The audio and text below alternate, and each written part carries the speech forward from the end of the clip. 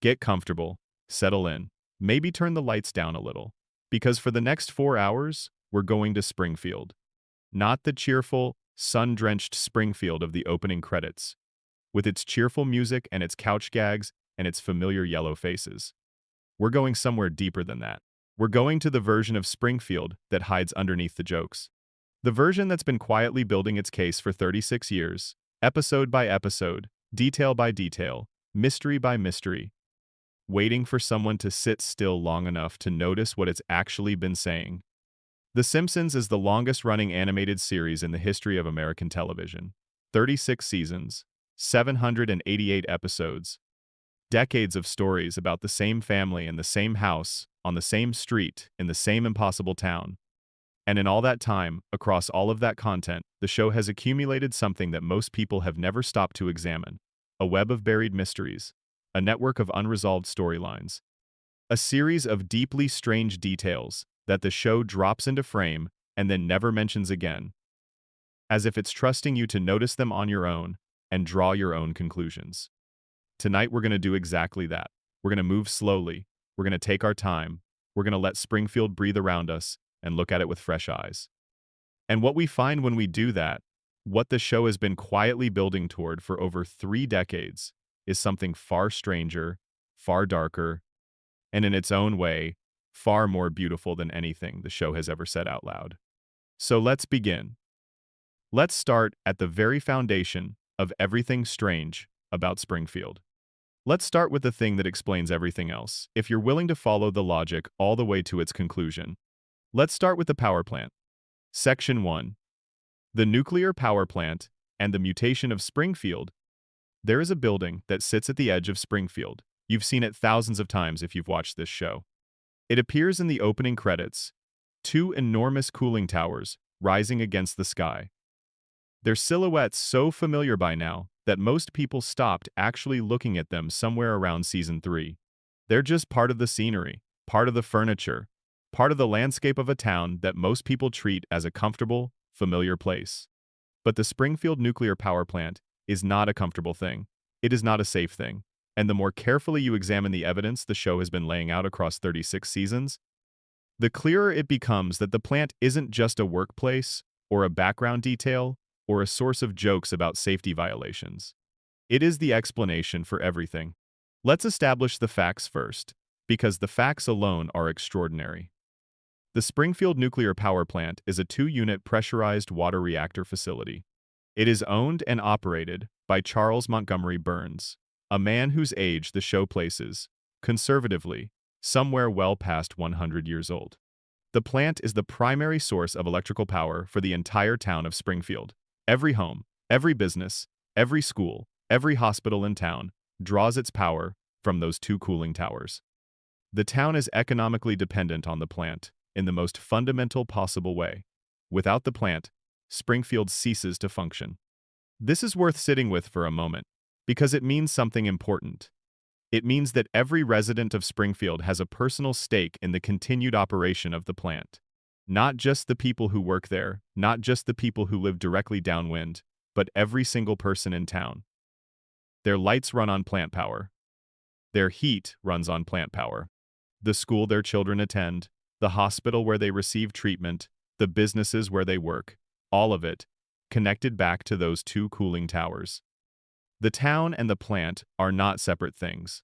They are one system, with Burns at the center of it, and every resident of Springfield is downstream of whatever comes out of that facility. Now let's talk about what comes out of it. A surprise safety inspection of the Springfield nuclear power plant, depicted across multiple episodes of the show, found 342 violations. 342 separate instances of dangerous, reckless, negligent practice at a facility designed to manage one of the most destructive forces in human history.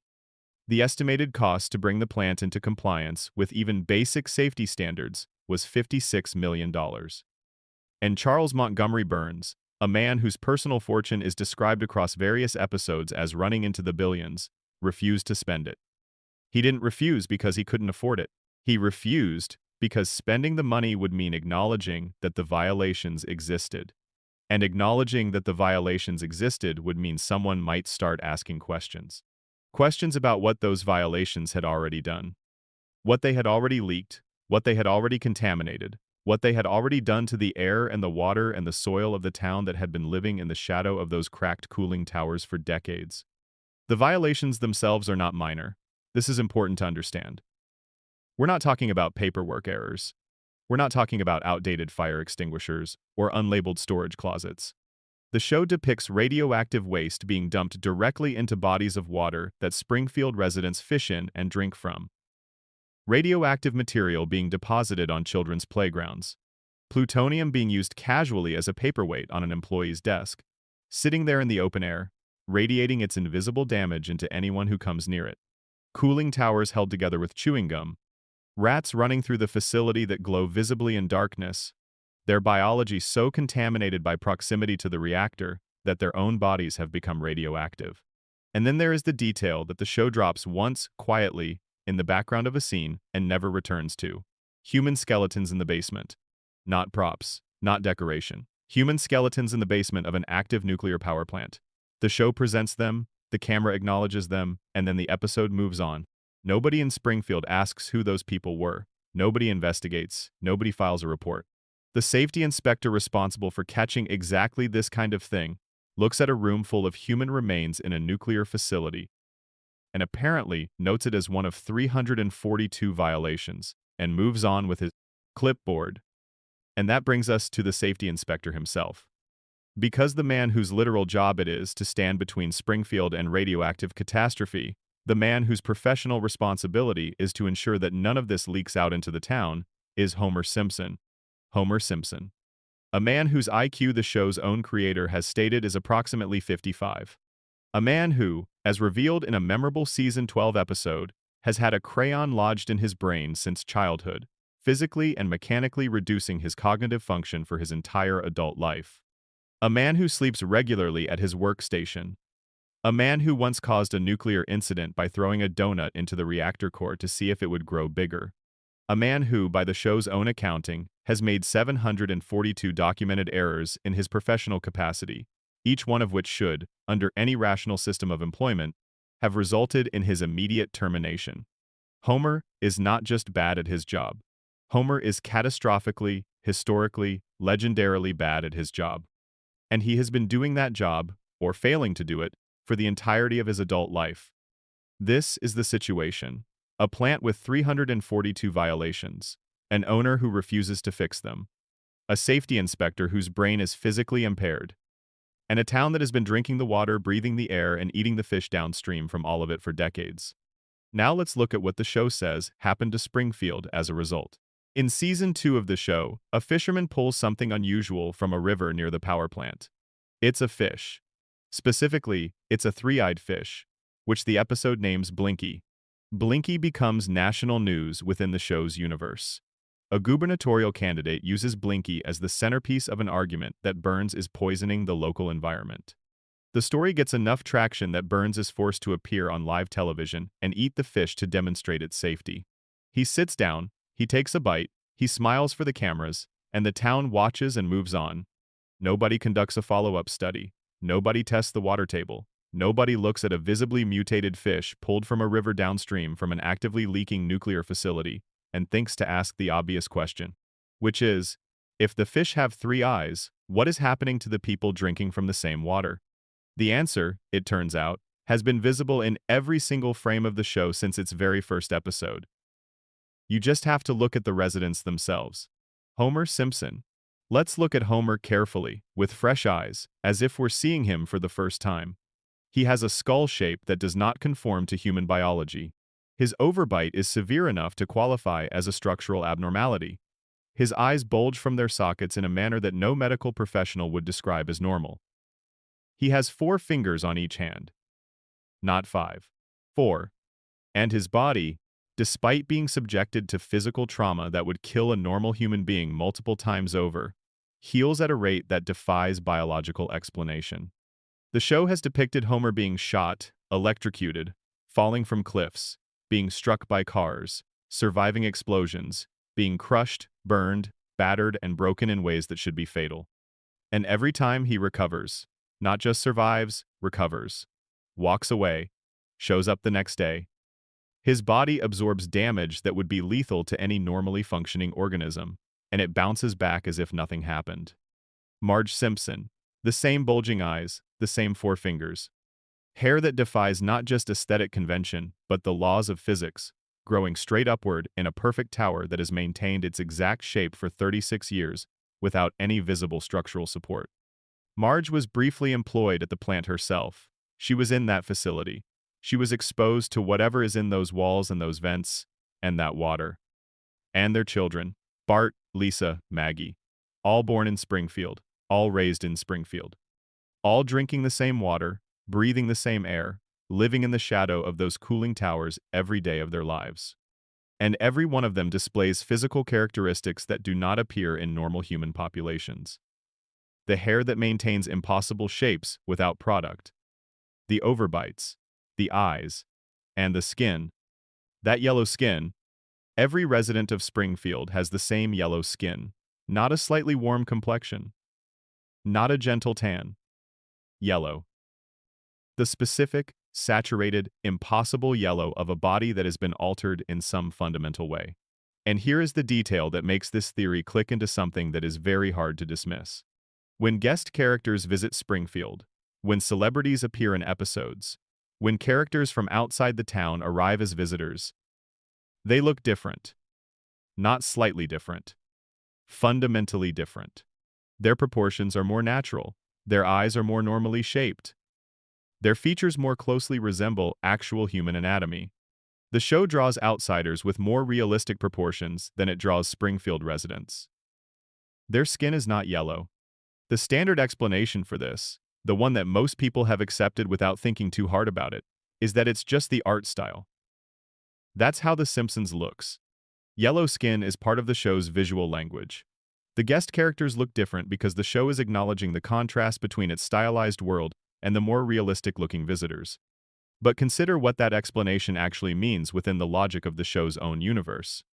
If we accept that the Simpsons universe is internally consistent, that the world depicted in Springfield operates according to its own rules, then there is a visible, observable, consistent difference between people who live inside Springfield and people who don't. The people inside the contamination zone have yellow skin, four fingers, bulging eyes, and abnormal physical proportions. The people who come from outside it look like normal human beings. The show is showing you the mutation. It has been showing you the mutation for 36 years. It dressed it up as an art style and trusted that nobody would look too closely. And the wildlife confirms it. The Simpson family dog, Santa's little helper, has the same bulging eyes as his owners, the same proportions that deviate from real canine anatomy. Birds in Springfield. Fish in Springfield. Every living organism in the show's universe that lives within the town displays the same biological deviations that the human residents display. Blinky the three-eyed fish is not an exception. Blinky is the show being explicit about what it has been depicting implicitly in every frame. This is what radiation does to living organisms in Springfield. This is what the plant has been doing to everything downstream of its leaking cooling towers. The show tells you this directly, in clear, unambiguous terms, with a three-eyed fish. And then it expects you to believe that the exact same radiation, leaking from the exact same facility, has had zero effect on the humans consuming the same contaminated environment, unless the effect is what you've been looking at the whole time. Now let's talk about the man at the center of all of this, because Burns is not a passive figure in this story. The show makes it explicit, across multiple episodes and multiple seasons, that Charles Montgomery Burns understands exactly what his plant is doing to Springfield. He understands it because he is personally experiencing it in his own body. In the Season 8 episode, known as the Springfield Files, Homer encounters something in the woods near Springfield that he initially takes for an alien. The entire town panics. FBI agents from a popular science fiction drama are called in to investigate. The episode builds through classic comedic beats toward a dramatic reveal. And when the truth finally comes out, the alien isn't an alien at all. It's Mr. Burns. Burns has been undergoing a weekly medical treatment so intensive, so loaded with chemicals and radiation therapy, that it causes his entire body to emit a visible green glow. The treatment keeps him alive for exactly 1 more week. Without it, he dies. The regimen is so extreme, so physiologically destabilizing, that after each session, Burns wanders out of the facility in a dazed and euphoric state, stumbling through the woods like a creature from a different world. He literally glows in the dark. That is not a metaphor or an exaggeration. Burns is so saturated with radiation treatment that his body emits visible light. And the people of Springfield encounter this glowing figure in the forest, and their first instinct is not radiation. It's not the plant. It's not the logical conclusion of the environment they have been living in for decades. Their first instinct is that it must be an alien from outer space. That is the depth of the denial.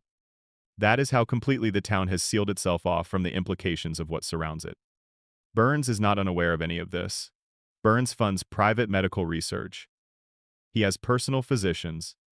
He undergoes a carefully scheduled weekly intervention that has been maintaining his biological function for what appears to be, given his stated age and historical references, something approaching a century. Burns understands radiation better than anyone else in Springfield because radiation is the only thing keeping him alive. He understands what it does to biological systems because he has spent over a century managing its effects in his own body. He has a pharmaceutical infrastructure capable of synthesizing whatever he needs to maintain his particular form of radioactive equilibrium. And he has been deploying that understanding not just in the management of his own health, but in the management of Springfield. Consider Homer's employment. Homer should have been fired from the power plant hundreds of times. The show documents this explicitly. 742 errors. Any competent safety inspector would have shut that plant down within a week of taking the job. Homer ensures the violations continue. The radiation keeps leaking. The water stays contaminated. And Burns maintains his monopoly over Springfield's power supply, over its economy, and by extension over its entire population. When German investors briefly purchased the plant in one of the show's most memorable storylines, the very first thing they did was fire Homer. The second thing they did was assess the cost of bringing the facility up to code, and the estimate nearly drove them to financial ruin. They were desperate to get out. Burns bought the plant back and immediately rehired Homer. Not out of sentiment, not out of affection, out of strategic necessity. A competent safety inspector would shut the plant down. Homer ensures it stays open. The radiation keeps flowing. And the population downstream of those cracked cooling towers keeps drinking the water and breathing the air and wondering why their fish have 3 eyes. Too cognitively impaired to make the connection between the facility that powers their homes and the biological abnormalities that have defined their lives. Because here is the darkest piece of the radiation theory. The same contamination that mutated the bodies of Springfield's residents has also damaged the part of their brains responsible for critical thinking. The show provides direct evidence for this in the season 12 revelation that Homer once had the crayon removed from his brain and his IQ skyrocketed to genius level. He became articulate, perceptive, capable of understanding the patterns of his own life for the first time. And what did he do with that clarity? He saw Springfield for what it really was. He saw his job for what it really was. He saw the architecture of his own suffering and found it unbearable. So he had the crayon put back in. He chose stupidity. He chose the fog. But the show never asked the question that the crayon story demands. How did a crayon end up in a child's brain in the first place without anyone noticing? How did Homer go through his entire childhood, his entire adolescence, his entire adult life, visiting doctors in Springfield, getting checkups in Springfield, and not a single medical professional ever found a foreign object in his skull? Either every doctor in Springfield is incompetent beyond any reasonable explanation, or someone knew it was there and chose not to remove it.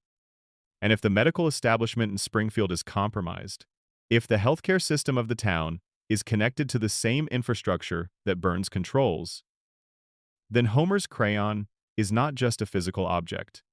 It is a symbol the show is using to tell you something it cannot say directly. The people of Springfield have something wrong with their brains, something that keeps them docile and compliant and incapable of looking at those cracked cooling towers and asking the most fundamental question a conscious being can ask. Why are we all like this? The radiation theory does not explain one mystery about the Simpsons. It explains all of them. The characters don't age because their mutated biology has been altered at the cellular level. The town resets after catastrophic events because the population's cognitive function is compromised by chronic neurological damage. Homer survives injuries that should kill him because his body has adapted to radiation in ways that make him nearly indestructible while leaving him cognitively devastated. Burns stays alive through treatments that would destroy a normal human because he has spent over a century engineering his own radioactive equilibrium with resources that nobody else in town has access to. And nobody in Springfield questions any of this, because the same invisible poison that altered their bodies also damaged the part of their minds responsible for asking questions. Springfield is not a quirky cartoon town. Springfield is a contamination zone. The residents are not eccentric, they are symptomatic. And the nuclear power plant that dominates their skyline, that powers their homes, that employs their neighbors and poisons their water and irradiates their children, is not a background detail. It is the cause. It has always been the cause. Every yellow face, every bulging eye, every impossible recovery from fatal injury, every forgotten catastrophe, every reset, every unexplained detail. All of it traces back to the same cracked cooling tower, leaking the same invisible damage into the same water supply, feeding the same compromised minds that cannot figure out why their fish have 3 eyes and their children have 4 fingers. The Springfield nuclear power plant is not just part of the show, it is the show. And nobody in Springfield will ever figure that out, because the plant already made sure they cannot. If you're settling in and enjoying this journey through Springfield, drop a comment below with your time and location. I love knowing where in the world people are watching from. And if you want more of this, subscribe. Now, let's go deeper. Section 2. Homer's Coma. The Dream That Never Ended. There is a fan theory about The Simpsons that has been circulating since at least 2012, growing in detail and sophistication with each passing year, accumulating evidence and refining its arguments until it has become one of the most internally consistent interpretations of a television show ever assembled outside of an academic setting. The theory is called the Homer coma theory, and it proposes something that, once you hear it, is very difficult to unhear. Homer Simpson has been in a coma since April 1993. Every episode of The Simpsons that aired after that date, every storyline, every character development, every celebrity appearance, every impossible event, every surreal adventure, every tender family moment is not the story of a real family living through real experiences. It is a dream, a long, elaborate, desperate dream being generated by the unconscious mind of a man lying in a hospital bed in Springfield General, while his family sits by his side and waits for him to open his eyes. Let's go back to the beginning of this story, because the setup matters. The episode in question aired on April 1st, 1993. It was the 18th episode of Season 4, and it was called So It's Come to This, a Simpsons clip show. The premise was simple. Bart plays a series of increasingly elaborate April Fool's Day pranks on Homer. The escalation reaches its peak when Bart takes one of Homer's beers to an auto body shop and places it inside an industrial paint shaker. The can is agitated so violently that when Homer opens it, the explosion sends him to the hospital. So far, so Simpsons. Homer in the hospital for something ridiculous was already well within the show's established comic vocabulary by Season 4. But what happens next is different. Homer is lying in his hospital bed, recovering from the explosion, when he notices a vending machine across the room. He sees a candy bar he wants. He reaches for it. The machine tips over. It lands on him, and Homer Simpson flatlines. Not in a dream sequence. Not in a Treehouse of Horror special. In a regular, canonical episode of the show, in the middle of what was otherwise a fairly standard clip show episode, Homer Simpson clinically dies. He enters a coma. He loses consciousness. And the episode makes a specific point of depicting this not as a joke with a punchline, but as a medical event, with medical terminology and medical consequences. The episode ends with what looks like a resolution. Bart, tearfully, at Homer's bedside, confesses that the whole thing was his fault. Homer springs awake and immediately starts strangling his son. The family laughs. Everything goes back to normal. The show tells you he woke up. The coma is over. Move on. But then the episode reveals something in its final moments that it never revisits and never explains. Homer lost 5% of his brain function during the coma. 5% gone. Destroyed permanently. Never coming back. And Homer's response to being told that he is now permanently brain damaged is to laugh. He specifically says he doesn't understand why he's laughing, and the family finds this charming. Nobody finds it alarming. Nobody asks follow-up questions. The episode ends and The Simpsons continues for 32 more years as if nothing happened. The coma theory says nothing did happen. More precisely, it says that the resolution was itself part of the coma. That Homer never actually woke up. That the tearful bedside scene, the strangling, the laughter, the return to normal, all of it was the dream beginning. The unconscious mind of a man in a hospital bed, starting to weave the long, elaborate, beautiful, strange dream that would occupy the next 3 decades of episodes. Let's look at the evidence. Because the evidence is genuinely compelling, and it becomes more compelling the more carefully you examine it. The first piece of evidence is tonal, and it is the most immediately observable. The Simpsons before the coma episode and The Simpsons after the coma episode are tonally almost different shows. In the early seasons, before April 1993, The Simpsons was a grounded show. Not realistic. Exactly. It was always a cartoon, always comedic, always willing to push things past the boundaries of plausibility for the sake of a joke. But its storylines dealt with recognizable human problems. Homer struggles with his weight and his self-image. He tries to quit drinking. He deals with financial stress, with job insecurity, with the particular anxiety of a man who feels like he is constantly failing at the things he most wants to succeed at. Marge considers the possibility that her marriage might be breaking down. Lisa develops a crush on a substitute teacher and learns the painful lesson of unrequited admiration. Bart struggles academically and faces the very real consequence of being held back a year in school. These are family stories. They're told through the lens of satire, absolutely. But their emotional core is rooted in experiences that real families have. Financial worry, marital tension, academic failure, the fear of not being enough. The show's emotional vocabulary, in those early seasons, was built on relatability. The Simpsons resonated because it depicted a version of family life that felt true even when it was absurd. The absurdity was always in service of something recognizable. After the coma, the show changes. Not gradually. Sharply. The shift is not subtle. It is seismic. Homer goes to space. Homer joins a secret society. Homer discovers his mother is a radical fugitive.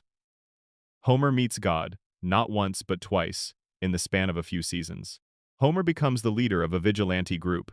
Homer befriends celebrities so numerous that the list reads like a particularly ambitious episode guide. Mr. Burns captures the Loch Ness Monster. The family travels to dozens of countries. Homer holds hundreds of different jobs, each one more implausible than the last. The physical comedy escalates beyond anything that could be described as grounded, with Homer surviving impacts and injuries that a platoon of Marines would not walk away from. The show stops being a family sitcom and becomes something else entirely. Something more chaotic, more surreal, more detached from the kind of reality that the early seasons were careful to maintain a connection with. The internet has been debating when The Simpsons declined in quality for roughly 20 years. Fans and critics have proposed various turning points. Different episodes get blamed. Different seasons get named as the moment the show lost its way. The coma theory says the answer is precise. The Simpsons did not decline. Homer's brain got worse. And here is the detail that makes this theory burrow into you and refuse to leave. 6 months before the coma episode, in the season 4 premiere entitled Homer the Heretic, Homer has a conversation with God. An actual direct face-to-face conversation. And during that conversation, God tells Homer something specific. He tells Homer that he will learn the meaning of life, but not yet. He says Homer's time is coming. 6 months later, Homer is in a coma. The timeline is exact. God, in a canonical episode of the show, told Homer that his time was nearly up. And 6 months after that conversation, Homer's conscious life ended. What the show presents as a quirky theological comedic beat reads, under the coma theory, as a prophecy. A warning delivered in the language of sitcom theology that carried a completely literal meaning. Homer's time was coming, and it came. and everything that followed was the dream of a man whose waking life had quietly ended on a Tuesday in April. Now let's look at what the coma theory explains, because its explanatory power is remarkable. The aging problem first. Nobody in The Simpsons ages. Bart has been 10 years old for 36 years. Lisa has been 8. Maggie has been 1. Homer and Marge have not accumulated a single additional wrinkle. The show uses what's called a floating timeline, where the present is always the present, the characters are always the same age, and the past reshapes itself around them as needed. Every theory about the show has to find a way to address this impossibility. The radiation theory proposes that cellular mutation has prevented normal biological aging. Cartoon logic says it's just how animated shows work.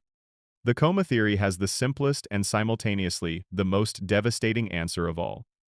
Nobody ages because they exist inside the mind of a man who went to sleep in April 1993 and never woke up.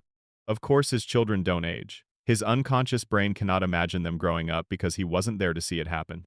His wife doesn't age because the last time he saw her before the vending machine fell, she looked exactly like that. His neighbors don't change because his memory of them is frozen at the moment the candy bar disappeared into the machine. Homer's coma dream preserves his world exactly as it was on the day he lost it, because that is what the unconscious mind does. It locks you in place. It holds the last moment of waking experience perfectly still, like a photograph that replaces the living world it depicts. The celebrity appearances that flood the later seasons of the show also make complete and elegant sense under the coma theory. Homer is lying in a hospital bed. The television in his room is on. Conversations happen around him. The radio plays. People come and go from his bedside. His unconscious mind, desperate to maintain the simulation of the life he's lost, absorbs fragments of the external world. It hears voices, names, cultural references, music, and it incorporates them into the dream. Every celebrity who appears in Springfield is, in this reading, a voice Homer heard through the fog of unconsciousness, translated into a dream character, by a brain trying to keep the world populated with familiar and semi-familiar presences. The later seasons aren't flooded with celebrity guests because Springfield became a magnet for famous people. They're flooded because Homer's brain is absorbing more and more of the external world as the dream deepens and the mental architecture requires more material to sustain itself. The surreal escalation of the plots also fits this framework perfectly. As a coma progresses, as the brain loses function, as the dream deepens, the logic that governed the early episodes begins to fray. The internal coherence that made the early Simpsons feel grounded gives way to something looser, stranger, more disconnected from cause and effect. This is not bad writing. This is neurological decay depicted in real time as narrative. The show becomes more surreal because Homer's brain becomes less capable of maintaining a coherent simulation. The dream gets weirder because the dreamer is getting worse. The show itself is engaged with this theory directly, which is perhaps the most remarkable piece of evidence for how seriously the people who make it take the idea. In season 34, an episode included a deliberately leaked fake deleted scene in which Homer wakes from a long coma and reveals that every outlandish episode since season 4 was just a dream. The show's writers animated this scene, voiced it, constructed it with care, and then packaged it as a hoax, claiming it was planted by hackers. But think about what this means. The writers did not simply dismiss the theory. They engaged with it. They built a scene responding to it. They showed the audience exactly what confirmation of the theory would look like, and then they told the audience it was a joke. They showed you the truth and told you it was a lie, wrapped the whole thing in enough irony and plausible deniability that the audience laughed and moved on. Executive producer Al Jean addressed the theory directly in 2015. He said it wasn't true. He dismissed it as fan speculation. But Al Jean did not explain why nobody ages. He did not explain the dramatic tonal shift after season 4. He did not explain why God told Homer his time was coming 6 months before the coma. He did not explain why the show has become progressively more surreal and detached from reality across its run, following exactly the pattern you would expect from a dream generated by a brain in progressive decline. He said it was not true. The interviewer moved on. The fans did not move on. Because the theory does something that no official explanation has managed to do. It makes the whole show make sense. All of it. The aging freeze, and the tonal shift, and the celebrity flood, and the increasingly impossible plots, and the reset button that wipes consequences between episodes, and the fact that Homer can survive anything and recover from everything. Because in the coma theory, nothing is actually happening to Homer's body. His body is in a hospital bed. Only his mind is in Springfield. And his mind cannot kill him, because his mind is the one telling the story. There is a moment in the coma theory reading that stays with you long after you finish thinking through the evidence. If the theory is true, then the emotional core of the show is not comedy. It is not satire. It is not social commentary, though it contains all of those things. The emotional core of The Simpsons, if the coma theory is correct, is grief. Homer's deepest and most desperate wish is almost impossibly simple. He wants his family. That is all. He wants Marge to still love him. He wants Bart to still be his mischievous little boy. He wants Lisa to still play her saxophone badly in her room. He wants Maggie to still be small enough to hold in the crook of one arm.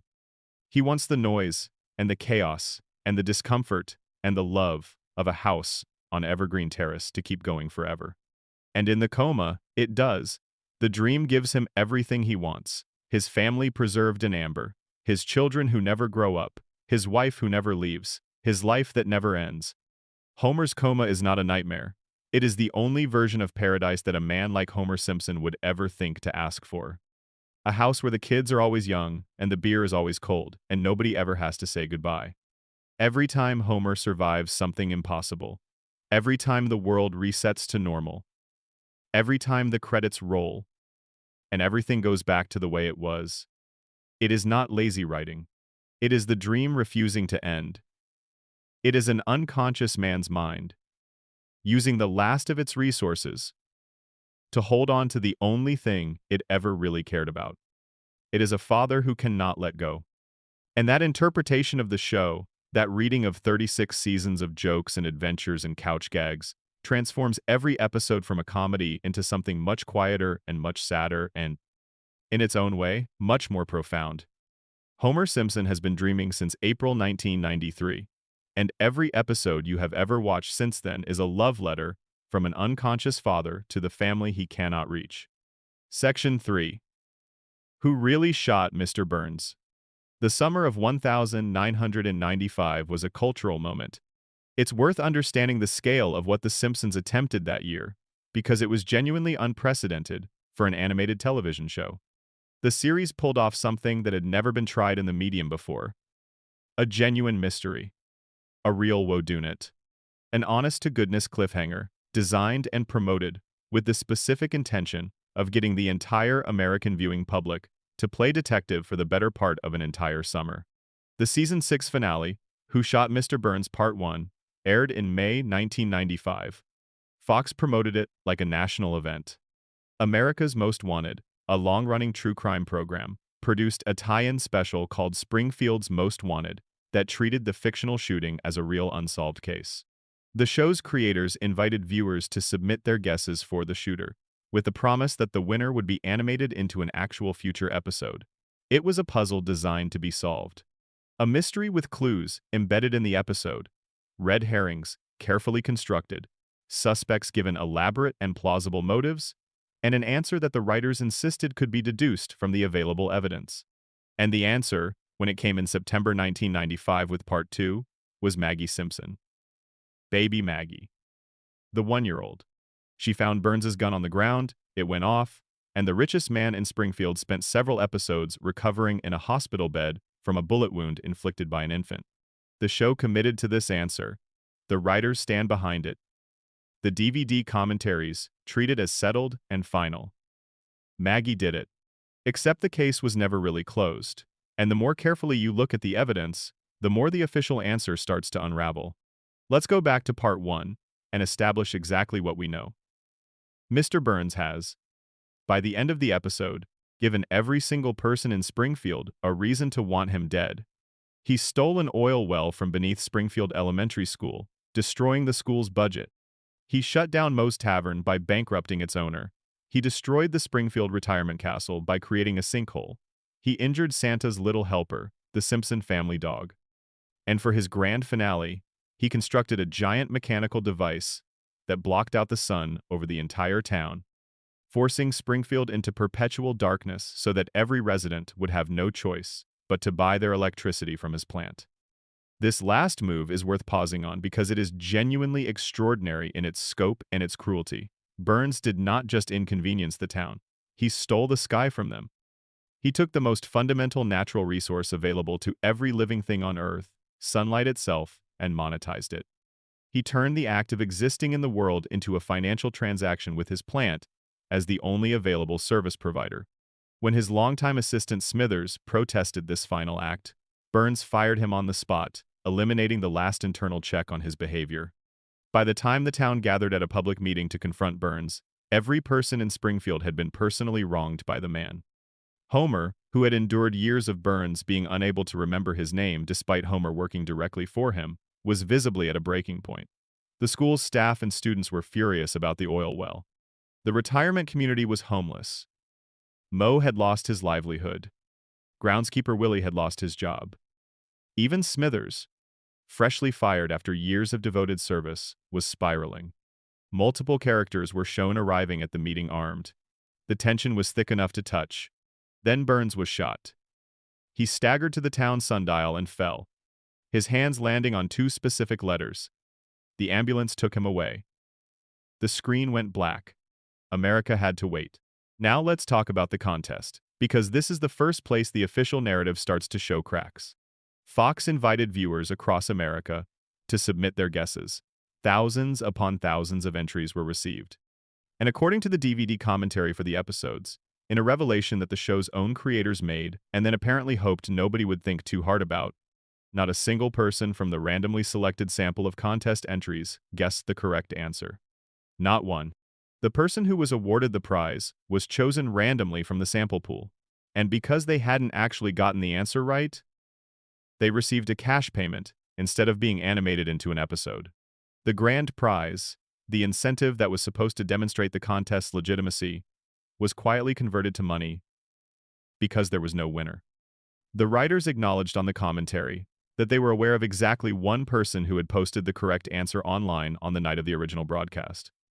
One person, on a Simpsons news group, who had figured it out, but this person was using a college internet account, and by the time the contest ended and the producers tried to find them, the account was inactive. They could not locate the one person who got it right. They issued an open invitation on the DVD release for this person to come forward. As far as anyone knows, they never did. Think about what this means. The show's creators designed a mystery. They told the public it was solvable from the evidence presented in Part 1. They ran a national contest around it. And when the answer was revealed, essentially nobody had figured it out. Either the clues were insufficient, the red herrings were too effective, or the answer did not logically follow from the evidence in the way the show claimed it did. The contest was the show's promise that the mystery was fair, that a careful viewer could solve it. The contest's failure is evidence that the promise was not kept. Now let's look at the actual evidence and see what it actually points to.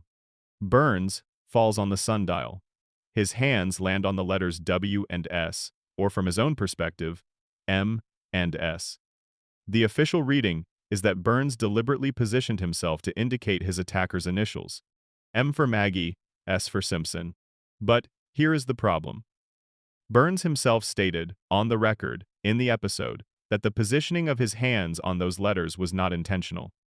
He did not deliberately fall in a way that would point to his attacker. He simply fell.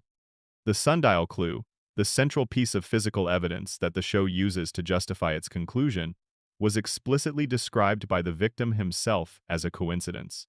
The most dramatic clue in the mystery is, by the account of the only person who would know, meaningless. Then there is the gun. Burns carried a gun in a holster. Before the shooting, the holster is shown empty. The gun was already missing from his person prior to the attack. Whoever shot Burns used Burns's own weapon. This is a significant constraint. It means the shooter was not someone who brought a weapon to the town meeting. Most of the suspects at the meeting had weapons. They brought them specifically because they were angry enough at Burns to contemplate violence. But Burns's shooter was different. The shooter was someone who was not armed, who had not planned to shoot anyone, who came across Burns's gun by chance and used it in a moment of impulse or accident. A baby finding a gun on the ground fits this profile. So does a considerable number of other characters who were not carrying weapons that evening. The profile does not uniquely identify Maggie. Then there are Burns's last words before the shooting. The show depicts Burns, in the moment before the gun fires, saying something. He recognizes his attacker. He says calmly, without fear, without surprise, "Oh, it's you." Not alarm, not terror, not the reaction of a man who suddenly finds himself in danger. The composed, almost warm recognition of encountering someone familiar. Someone he knows. Someone he does not consider a threat. That is the specific register of, "Oh, it's you," as delivered in that moment. Now ask yourself, does Mr. Burns recognize Maggie Simpson? Has he ever had a meaningful interaction with her? Does the show establish any relationship between Burns and the Simpson infant prior to this episode? The answer is no. Burns barely recognizes Homer, his own employee of many years.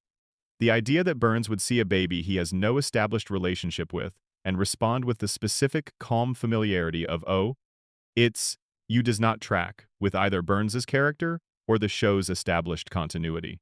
"Oh, it's you" is the greeting of someone who knows the person they are encountering, someone whose presence makes sense in this specific context. Someone Burns would encounter in a parking lot at night and feel no alarm about seeing. Now, in season 18 of the show, years after the mystery was supposedly resolved, Homer makes a casual remark. He claims, almost as a throwaway comment, that he was actually the one who shot Mr. Burns. He says this on camera, and nobody reacts, nobody investigates, nobody calls the police, nobody reopens the case. Homer confesses to the attempted murder of the wealthiest man in Springfield, and the show treats it like he said something mildly amusing and moved on. Either Homer is lying for attention, which is absolutely consistent with his character and therefore cannot be dismissed, or the original verdict was wrong and Homer knows it because Homer pulled the trigger. And if Homer did it, then Maggie was framed. A baby was identified as the perpetrator of a crime committed by her father. The evidence that supposedly proved Maggie's guilt, the DNA analysis that pointed to a Simpson, the sundial that Burns himself said was coincidence, the testimony of a man who had just woken from a coma with a bullet wound and could not be considered a fully reliable witness, was either manufactured, misinterpreted, or both. The Marge theory deserves careful attention here because it is surprisingly strong. A Reddit-based analysis argues that Marge Simpson is the most logical candidate for the real shooter. Let's think through it. Marge watched Burns destroy her children's school, taking away the resources that her daughter depended on for her education. She watched Burns injure the family dog. She watched Burns block out the sun over the town where her children were growing up, consigning them to a life of artificial darkness so that one man could extract more money from their daily existence. Marge, who is consistently depicted as the emotional anchor of her family and the person most attuned to threats to her children's well-being, had a powerful and personal motive. She was also not visibly armed at the town meeting. She fits the profile of someone who encountered Burns's gun by chance, rather than arriving prepared to use one. And then there is this. Burns fell in love with Marge. The episode Marge Gets a Job depicts Burns developing a genuine infatuation with Marge Simpson. He found her attractive. He pursued her. He remembered her in a way that he notably fails to remember Homer, his own employee. The theory argues that this explains why Burns, upon waking from his coma, did not identify Marge as his attacker. He protected her. He took the bullet, recovered, and rather than name the woman he had been infatuated with, he directed attention elsewhere. He looked at the sundial and let the town draw its own conclusions. A man who loved Marge, even in the complicated and problematic way that Burns experienced anything resembling love, might choose to absorb the consequence rather than send her to prison. Maggie was the perfect solution to this problem, and the show knows it. Chief Wiggum says it himself with complete explicitness. No jury in the world would convict a baby. Possibly Texas, he concedes, but nowhere reasonable. Maggie was the ideal fall guy for a system that needed to close a case. An infant too young to deny the accusation, too young to understand what she was being accused of, too young to ever face any consequence, too young to ever tell a different story. The alternate endings are perhaps the most telling piece of evidence about the show's own uncertainty regarding its answer. A complete alternate conclusion was fully animated, fully voiced, fully produced, in which Smithers is revealed as the shooter. This ending was not a quick sketch or a rough cut. It was a finished piece of work. It was eventually shown during a clip show episode, where the host, Troy McClure, dismisses it by pointing out that accepting it would require ignoring the DNA evidence pointing to a Simpson, which McClure describes as downright nutty. That line is itself a reference to the O.J. Simpson trial, in which a jury famously chose to discount DNA evidence. The show is winking at the audience. It is telling you, explicitly, that ignoring DNA evidence is something that happens. That official verdicts and physical evidence do not always align. That the machinery of justice produces results that serve the needs of the system rather than the requirements of the truth. An early draft of the script had Barney Gumble as the shooter. The writers considered this seriously and planned to send him to prison.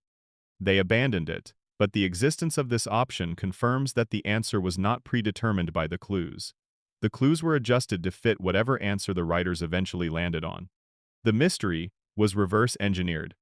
The evidence was tailored to support a conclusion that was chosen after the fact, which means the evidence does not have the kind of exclusive pointing power that a fair mystery requires. The final image of Part 2 is worth returning to. After the case is closed, after Burns has identified Maggie and been dismissed as a credible threat, after the episode has reached its official resolution, the camera lingers on a moment. Everyone else has left the room. Maggie is alone. She looks around carefully, with a deliberateness that is notable for an infant, and checks that nobody is watching. Then she moves her pacifier in a gesture that mimics pulling a trigger. The official reading of this moment is straightforward. It's confirmation. Maggie knows what she did. She remembers it. She's reenacting it in private. But consider the alternative reading. Maggie is not reenacting something she did. She is reenacting something she saw. She watched someone shoot Mr. Burns.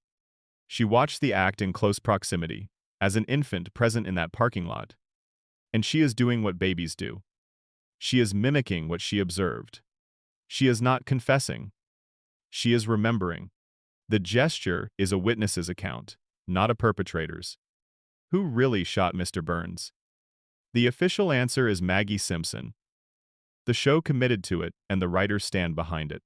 But the contest that nobody won, the clues that the victim himself described as coincidental, the fully animated alternate endings, the season 18 confession that the show treated as throwaway dialogue, and the final shot of a baby reenacting something she witnessed all point toward a different conclusion. The greatest mystery in the history of The Simpsons was never actually solved. It was closed. And in Springfield, those two things are very different. Section 4.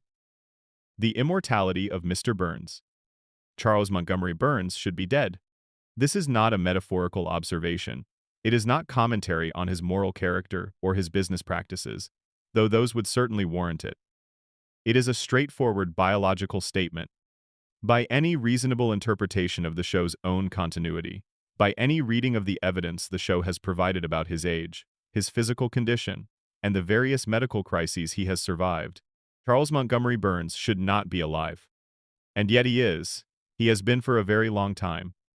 The question of how old Mr. Burns actually is has occupied Simpsons fans and scholars for decades, and the show itself has been delightfully, maddeningly inconsistent about answering it. His age has been stated, implied, and then contradicted multiple times across multiple seasons. But every version of the available evidence, every interpretation of the timeline the show provides, places his birth somewhere in the late 1800s. He has referenced personal memories of events that occurred before the turn of the 20th century. He has described first-hand experiences from the 1910s. He has mentioned knowing Howard Hughes. He has described serving in World War II, though in a capacity that was morally ambiguous at best, which for Burns means almost certainly catastrophically terrible. He stole $1 trillion bill from the United States government during the war, and kept it hidden for decades. The Gilded Age, the era of enormous industrial fortunes and ruthless monopoly capitalism that defined the late 1800s in America, is not history to Burns. It is lived experience.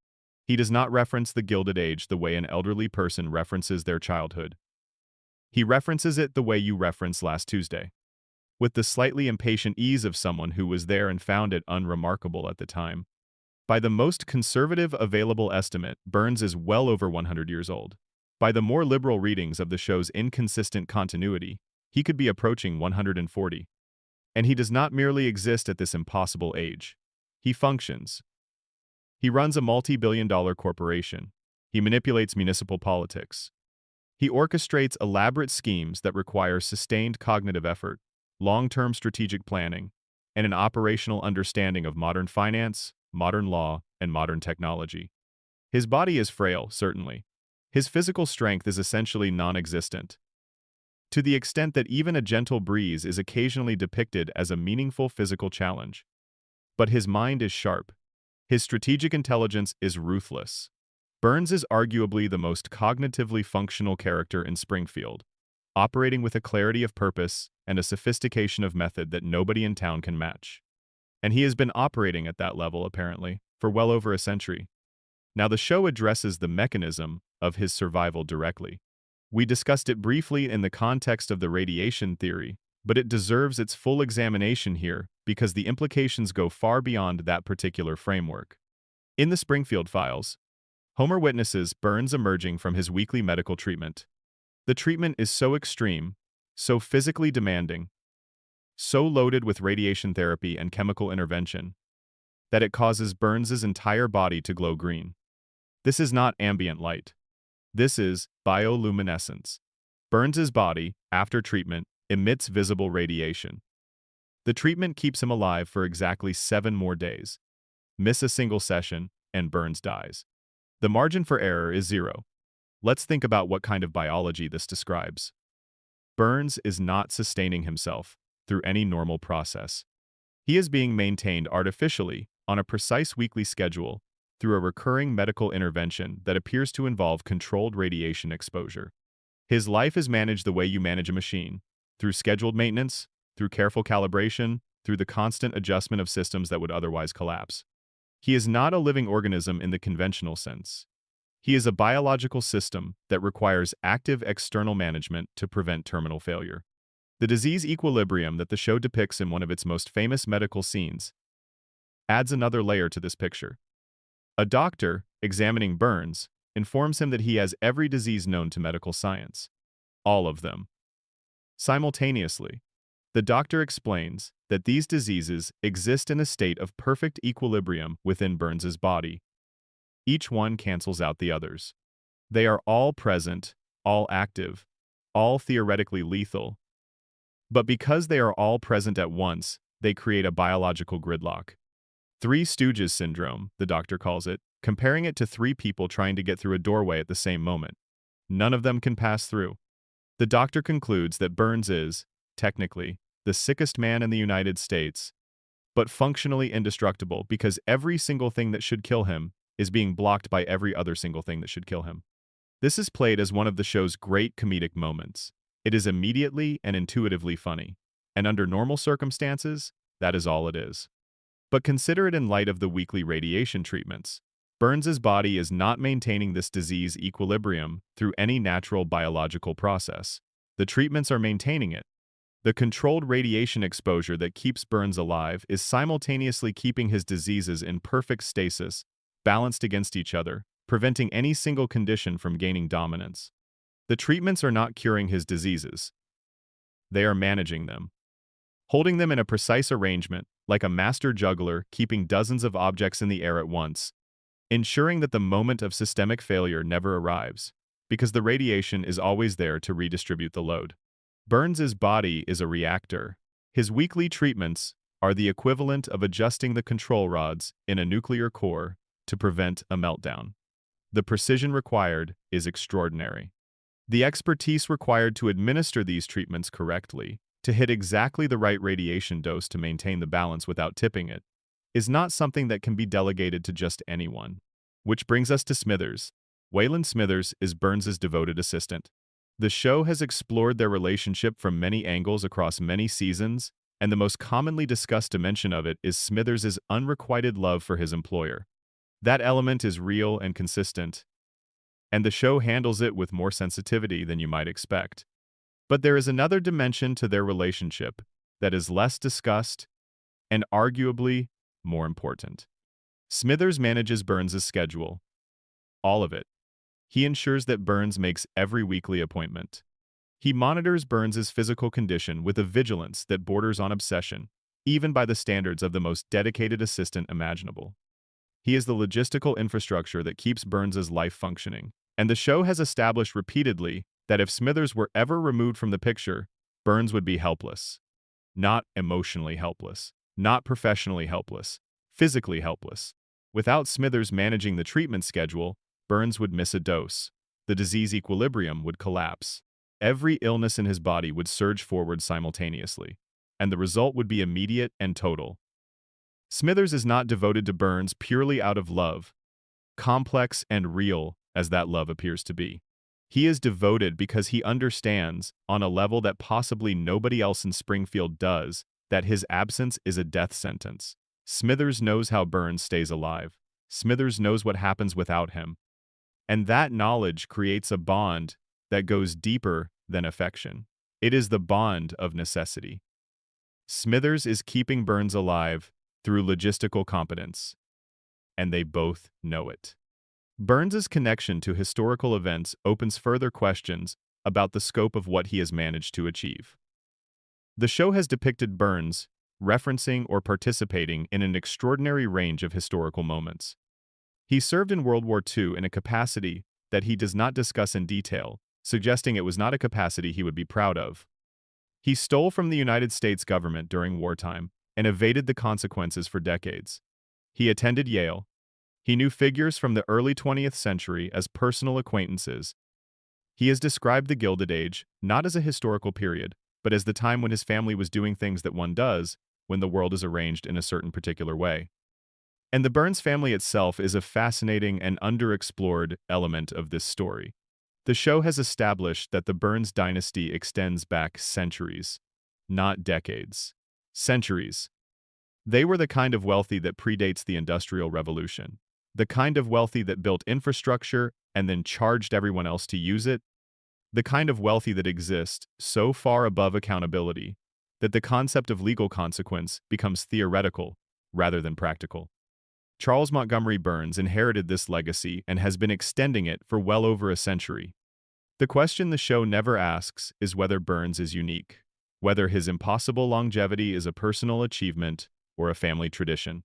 If the Burns dynasty has maintained continuous control of its fortune for centuries, and if the current Burns has been artificially extending his lifespan through nuclear medicine, is it possible that previous Burns patriarchs employed earlier versions of the same basic strategy? Before nuclear radiation, before the specific treatment regimen that currently maintains Burns, did the family have other methods? Other interventions? Other ways of holding on to power past the point where biology would normally require a transfer of authority? The show does not answer this, but it does establish that the Burns family has been in continuous control of its resources for longer than most American institutions have existed. That kind of continuity does not happen through natural generational succession alone. It requires either extraordinary luck sustained across centuries, which strains credulity, or extraordinary measures. Burns has come closer to dying than almost any other character in the show's run. He has been shot, he has been hospitalized dozens of times. He has collapsed, fallen, been attacked in various ways, been abandoned in the wilderness with no resources. And every single time he comes back. Not through the cartoon resilience that Homer displays. Homer endures damage and heals through a combination of absurd physical toughness and narrative necessity. Burns recovers through infrastructure, through money, through the medical apparatus that his wealth has assembled specifically for the purpose of ensuring his continued existence, regardless of what his body goes through. Homer's immortality is passive. His body simply survives things it should not survive. And the show never provides a mechanism. Burns's immortality is engineered. It is the product of decades of deliberate investment, of resources directed toward a single purpose, of a system designed from the ground up with one goal in mind: keep Burns alive. Every dollar spent, every institution corrupted, every politician purchased, every doctor retained, every facility built or controlled or pressured into compliance. All of it, at some level, serves the same ultimate function. Ensure the treatments continue. Maintain the disease equilibrium. Keep the reactor running. Because if Burns dies, everything he has built, everything he has controlled, everything that has kept Springfield in its current configuration ends. And empires, Burns would certainly agree, do not allow themselves to end. The most unsettling aspect of the Burns immortality theory is not the possibility that he might live forever. It is the recognition that Springfield has, in a very practical sense, constructed its own situation to require him. The town's economy runs on the power plant. The power plant runs on Burns. Burns runs on the treatments. The treatments depend on the infrastructure of wealth that Burns controls. It is a closed loop, a system that feeds itself, where the man, the machine, and the money circulate endlessly, without any point at which the cycle can be interrupted. Springfield cannot kill Burns, because Springfield cannot survive without Burns. And Burns cannot die, because dying would mean that the system he has spent over a century constructing would finally have to answer for what it has done to the people living inside it. He is not immortal. He is something more specific than immortal. He is too expensive to die. And Springfield will keep paying the bill for as long as Burns keeps the lights on, which, if his treatment schedule holds, will be forever. Section 5. The Principal and the Pauper: Springfield's Machinery of Denial. In September 1997, The Simpsons aired an episode that broke something. Not the show's quality, though fans would argue about that. Not its ratings, though those were beginning their long decline. It broke something more fundamental. It broke the audience's trust in the show's commitment to its own continuity. And for almost 30 years since, that episode has been cited as evidence of the show losing its way. The moment the writers stopped caring, the moment The Simpsons betrayed the people who loved it. But there is another way to read this episode, and it is a more interesting way, and it is the reading that turns this much maligned hour of television into the single most important episode the show has ever produced. The episode is called The Principal and the Pauper. And it did not break The Simpsons. It diagnosed Springfield. Let's go through what happens, slowly, because every beat of this episode matters. Springfield Elementary is holding a celebration honoring Principal Seymour Skinner's 20 years of service to the school. The ceremony is proceeding normally when a stranger arrives. A man nobody recognizes. He introduces himself by name. He says his name is Sergeant Seymour Skinner. He is, he explains, a decorated Vietnam War veteran who was captured as a prisoner of war, held in Southeast Asia, presumed dead. He survived. He escaped. He came home. And he came home to find that someone else had been living his life. The man Springfield has known as Principal Seymour Skinner for 20 years is not Seymour Skinner. His real name is Armand Tamzarian. Before the Vietnam War, Tamzarian was a street criminal, a petty offender, a young man from the wrong side of the tracks with no future, no prospects, no family that wanted him, no identity worth keeping. He was drafted. He served in the same unit as the real Seymour Skinner. When Skinner was captured and presumed killed, Tamzarian was overwhelmed by guilt. He traveled to Springfield to find Skinner's mother, Agnes, and deliver the news of her son's death. But when Tamzarian arrived, Agnes looked at him and assumed he was her son. She needed him to be her son. She was a woman facing the loss of the only person who anchored her to the world. And this young man from her son's unit was standing in her door. And Tamzarian, who had never been wanted by anyone, who had never had a family or a home or a name that meant anything to anyone, made a choice. He did not correct her. He stepped into the life that was being offered to him. He became Seymour Skinner. He took the name, the rank, the relationship, the history, and he lived inside that borrowed identity for 20 years. Until the real Seymour Skinner walked through the gymnasium door. Now here is where the episode becomes extraordinary. The truth is fully exposed. Every person in Springfield now knows that their principal is an imposter. That the man who has run their school, who has disciplined their children, who has argued with their teachers and attended their parent-teacher conferences and shaped the educational lives of an entire generation of Springfield residents, is not who he says he is. The fraud is complete. The evidence is standing in the room wearing his own face. Springfield holds a meeting. And the meeting is not about what to do with the imposter. It is not about how to restore the real Skinner's identity. It is not about justice or accountability or the simple factual question of which man's name is which. The meeting is about whether to acknowledge the truth at all. And the verdict, reached by the community of Springfield, in full possession of the relevant facts, is unanimous. They vote to keep the lie. Judge Snyder issues a legal decree that Armin Tamzarian is henceforth the real Seymour Skinner. The actual Seymour Skinner, the veteran who survived a prisoner of war camp and crossed the world to reclaim his identity, is tied to a railroad car and physically expelled from Springfield. And the decree includes a specific provision. It is illegal to mention the truth again. Ever. Under penalty of torture. Let that settle. A community, in full possession of irrefutable evidence that a central public figure has been living under a stolen identity for 2 decades, with the actual owner of that identity present and available to assume it, voted to keep the fraud. They voted to make the lie the law. They voted to exile the truth and criminalize memory. When the episode aired, the reaction from fans was immediate and sustained. Harry Shearer, who voices Skinner, publicly expressed his displeasure with the storyline. Critics argued that it destroyed Skinner's character by erasing the history that made him interesting. The episode has been ranked among the worst in the series. It is consistently cited as the moment The Simpsons stopped caring about its own continuity and started treating its characters as disposable. But here is what all of that criticism misses.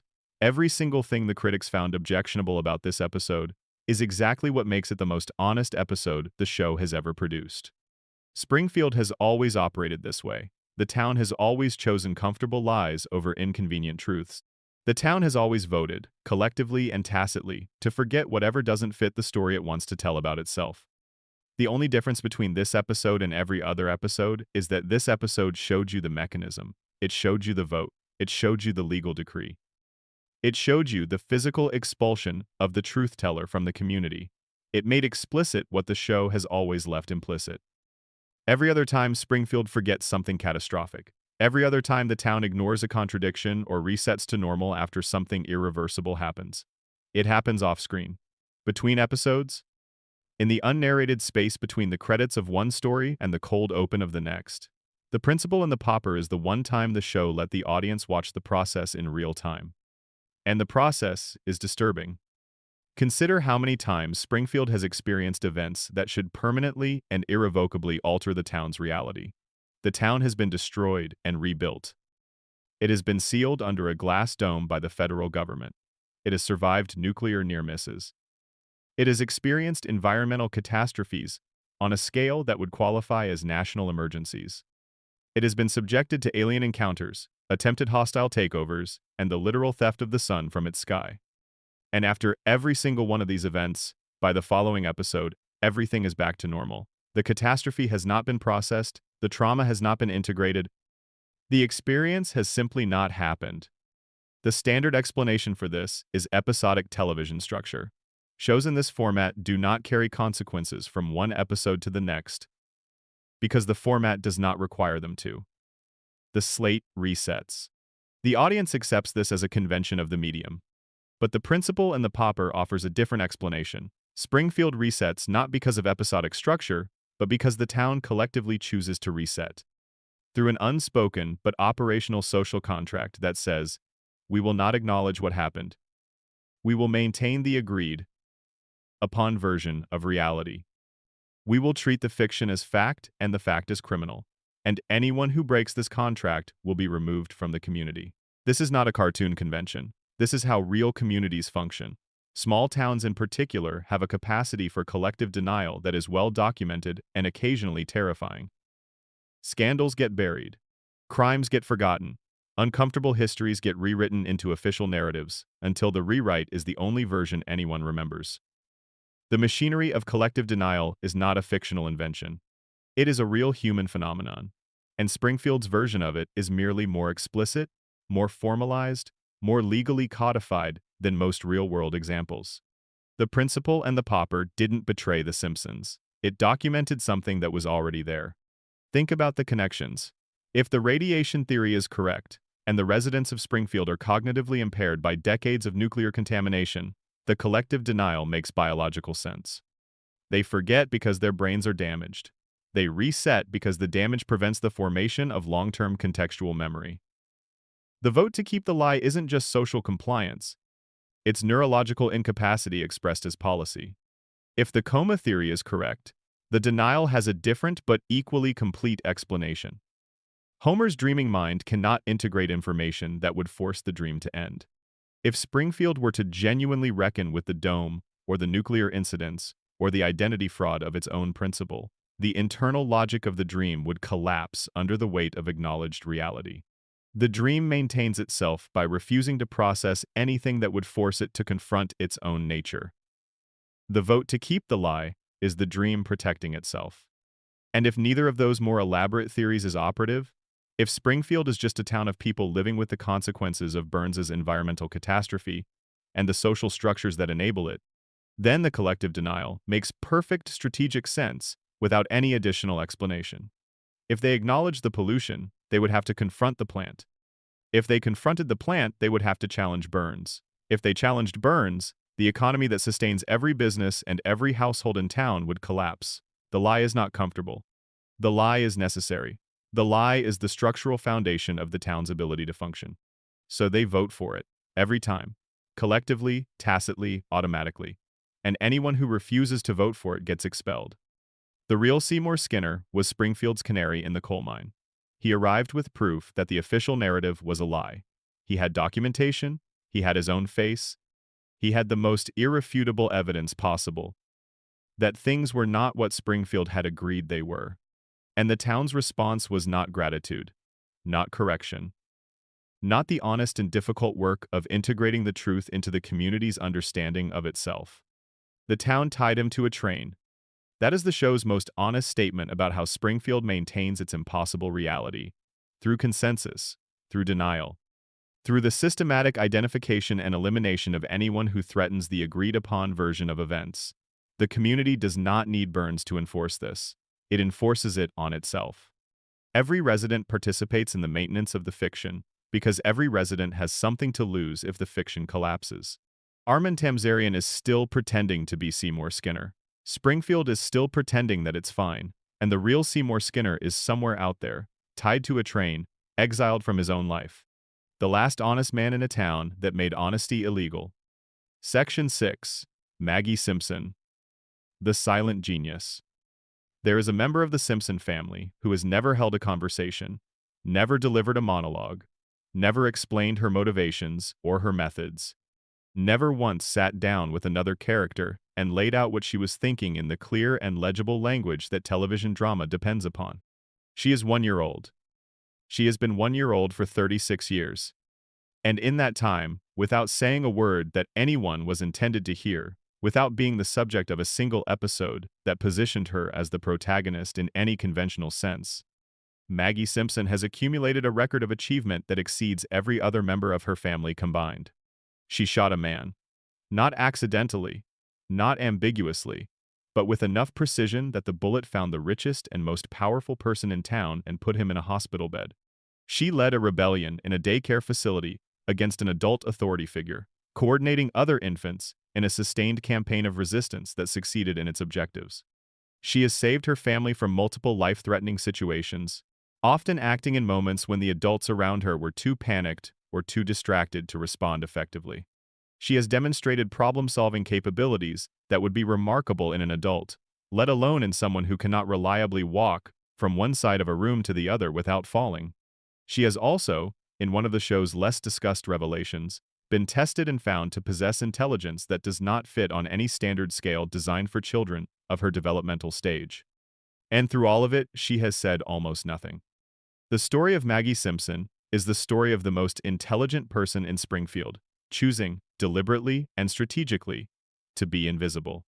Let's start where the official narrative does, with the shooting. Because even accepting the show's answer at face value, the aftermath of the shooting tells you something important about who Maggie is. A 1-year-old was identified as the person who shot the most powerful man in town. The police investigated. The physical evidence was examined. Burns himself, upon recovering, confirmed the identification. And the legal conclusion, delivered with casual indifference by Chief Wiggum, was, there is nothing to be done. No jury would convict a baby, and that was the end of it. But consider the final shot of that episode. The courtroom has emptied. Everyone has left. Maggie is alone. She looks around the room slowly, deliberately, with a quality of attention that is not the unfocused, random gaze of an infant. She checks her surroundings. She confirms that nobody is watching. And then, only when she has established her privacy, she moves her pacifier in a motion that specifically and unmistakably mimics pulling a trigger. The official reading, as we discussed in the Burns section, is confirmation. Maggie remembers what she did. She knows it had significance. She is reenacting it in private. Case closed, baby confirmed. But look at the sequence of actions, independent of the conclusion you're trying to support. She looked around to make sure nobody was watching. She waited until she had confirmed her privacy. Then she performed the action. That is not the behavior of an infant acting on impulse or from muscle memory.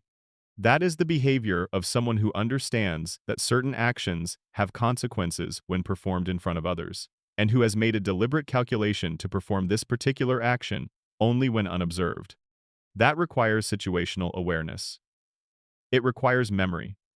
Specifically, the memory of observing something significant. It requires the ability to anticipate other people's reactions to her behavior. It requires impulse control, the ability to wait for the right moment rather than acting immediately. These are not traits associated with 1-year-olds. These are traits associated with someone who processes the world in a fundamentally different way than her developmental stage would suggest is possible. Now let's look at The Longest Daycare. This is a theatrical short film released in 2012. It runs 7 minutes. It was nominated for an Academy Award, and it is perhaps the most explicit and sustained demonstration of Maggie's cognitive capabilities that the show has ever produced. The premise is simple. Maggie is dropped at a daycare facility administered with clinical efficiency. Inside, she encounters a caterpillar she wants to protect. Another infant, designated as the facility's bully, wants to destroy it. What follows is Maggie defeating a hostile environment, an adult authority structure, and an active physical threat, using nothing but the resources available to her, doing it in silence, and doing it successfully. Watch what she actually does. She assesses the environment before she acts. She identifies the hierarchy, understanding who has authority, who monitors what, where the gaps in supervision are. She develops a strategy. She executes it in stages, adjusting when things don't go as planned, improvising when the original approach fails, finding alternative paths when the direct route is blocked. She predicts the behavior of the adults around her. She anticipates the bully's actions. She times her movements to avoid observation. And she succeeds.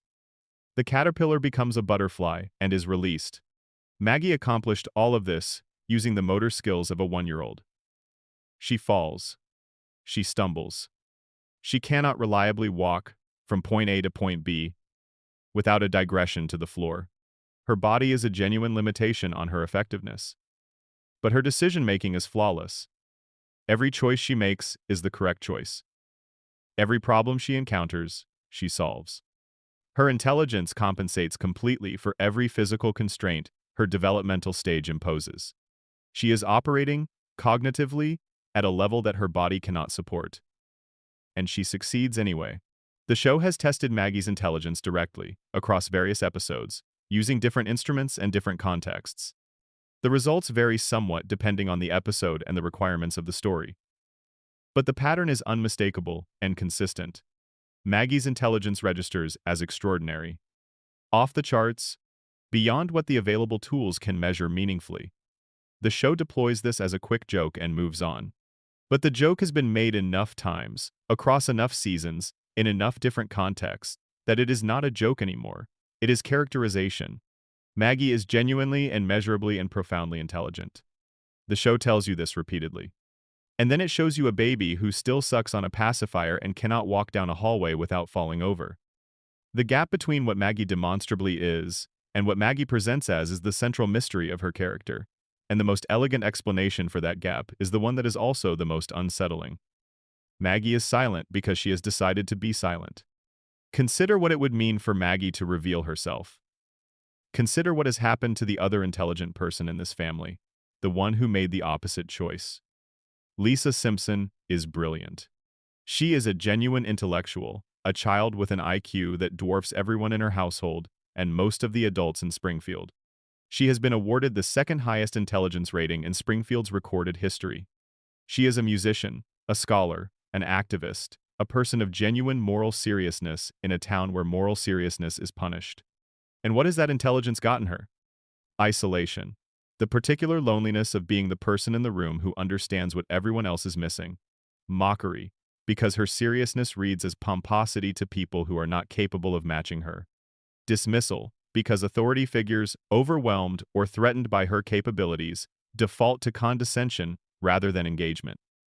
Lisa speaks up and gets ignored.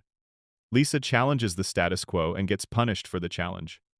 Lisa tries to improve the world around her, consistently, earnestly, with every resource she has, and the world around her consistently refuses to be improved. Lisa's intelligence is her greatest gift. And it is her curse, because she deploys it visibly. She wears it on the outside. She announces herself as the smartest person in the room, and then watches the room decide that this is a problem to be managed rather than an asset to be used. Maggie watched this happen. From the earliest days of her conscious existence, from whatever point the extraordinary intelligence she possesses became operational, she has had a front row seat to the consequences of being smart in a family and a town that does not know what to do with smart people. She has watched her sister fight every single day for recognition and receive resistance in return. She has watched the most capable member of the family be consistently undervalued and dismissed by a community that rewards compliance and punishes insight. And Maggie chose the opposite strategy. Silence is power. Invisibility is armor. The less they notice you, the more you can accomplish. This is the lesson Maggie took from watching Lisa, and it is not a lesson a normal baby would be capable of drawing from observation. It is the conclusion of a sophisticated strategic mind watching a situation, analyzing it, identifying the pattern, and choosing a behavior that avoids the consequences while preserving the capability.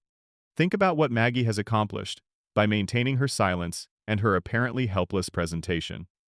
She shot a man and got away with it because nobody suspects a baby. She ran a daycare rebellion because nobody monitors infants closely enough to notice them organizing. Every significant thing she has done has been done in the margins, in the spaces where adult attention was not directed, using the cover of her apparent helplessness as operational camouflage. She is the most capable person in the Simpson family. She is almost certainly the most capable person in Springfield.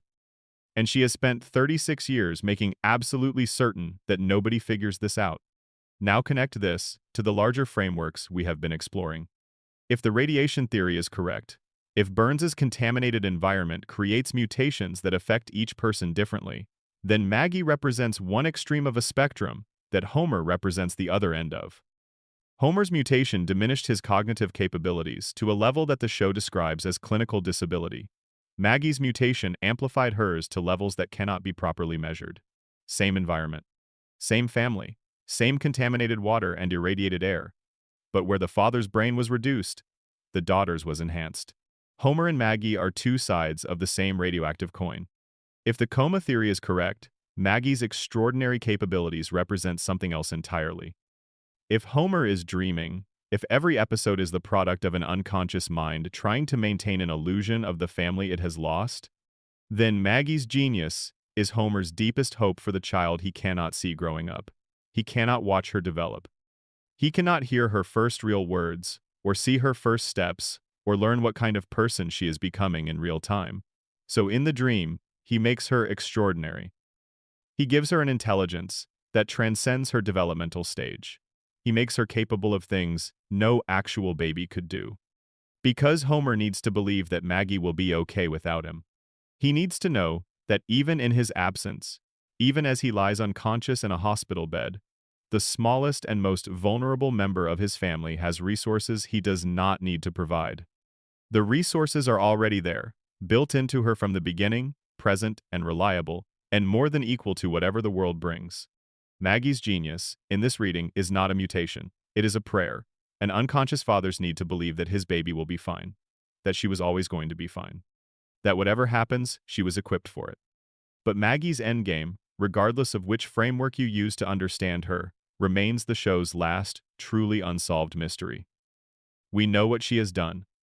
We can observe what she is capable of. We can infer the strategy behind her silence.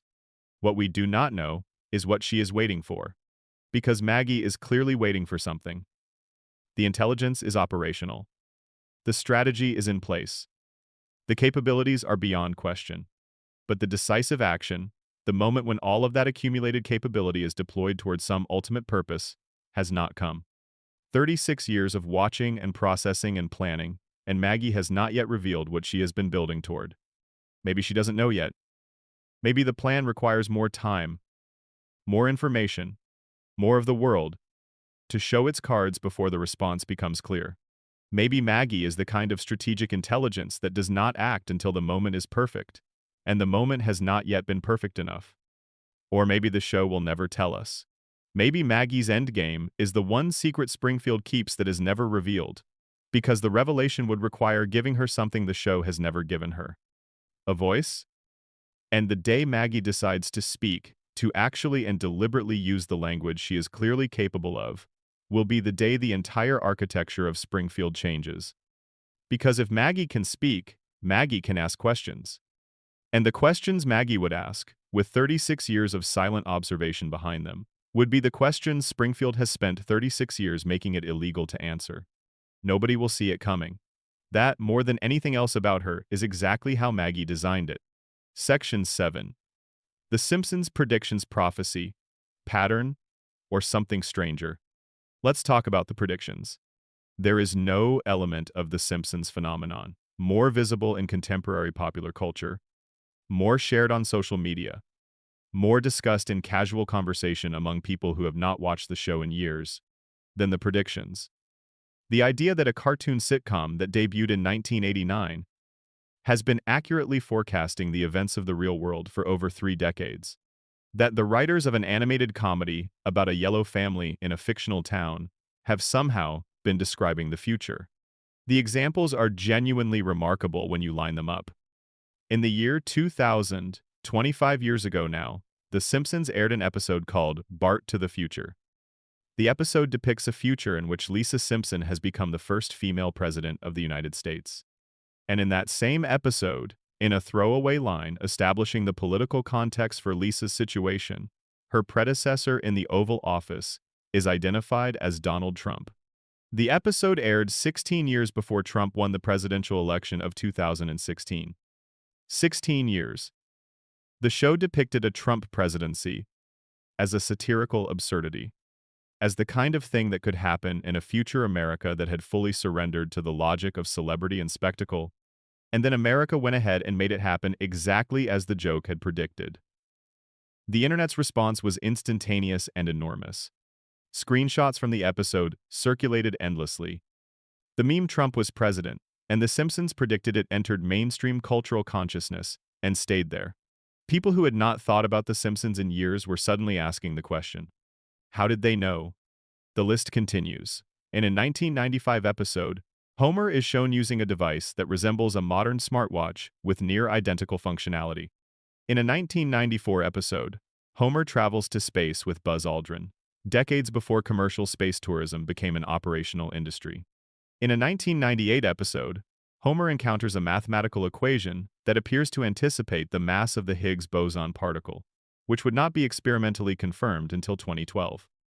In a 1999 episode, Homer proposes a theory suggesting the universe might be shaped like a donut, and in the years following, cosmological research identified radiation patterns that were interpreted by some scientists as suggesting the universe might have a toroidal shape. In a 1993 episode, a flu virus originating from Asia spreads to Springfield, causing mass panic, widespread hoarding, and a frantic institutional response searching for a cure. The episode aired 27 years before COVID-19. And in a detail that borders on the surreal, during the fictional outbreak in that episode, the panicking townspeople accidentally release a swarm of killer bees, which felt extraordinarily specific when Asian giant hornets, which American media quickly dubbed murder hornets, were reported in the United States during the actual pandemic of 2020. In 1996, the episode Homer Palookaville featured a joke in which the hip-hop group Cypress Hill accidentally books the London Symphony Orchestra while under certain chemical influences. That exact collaboration actually happened in 2024 when Cypress Hill performed alongside the London Symphony Orchestra at the Royal Albert Hall. The gap between the joke and the reality was 28 years. In a 1998 episode, the show depicted the corporate entity then known as 20th Century Fox being acquired by a larger media conglomerate. The depicted acquirer was not specific, but the scenario of Fox being absorbed was presented as inevitable, almost matter-of-fact. Disney acquired 20th Century Fox in 2019. The list continues. Video calling technology, autocorrect failures that generate unintended absurd messages, mass surveillance culture, various political scandals that mirror events the show depicted years earlier. Each new coincidence generates a new wave of sharing and discussion, and the same question, how are they doing this? The people who actually make the show have an answer. Al Jean, executive producer and showrunner across much of the series' run, has addressed the prediction phenomenon directly and repeatedly. His answer is blunt and somewhat deflating. He says, if you throw enough darts, you're going to hit some bullseyes. That's it. The Simpsons has produced nearly 800 episodes across 36 years. Each episode contains dozens of jokes, references, and satirical observations about American culture.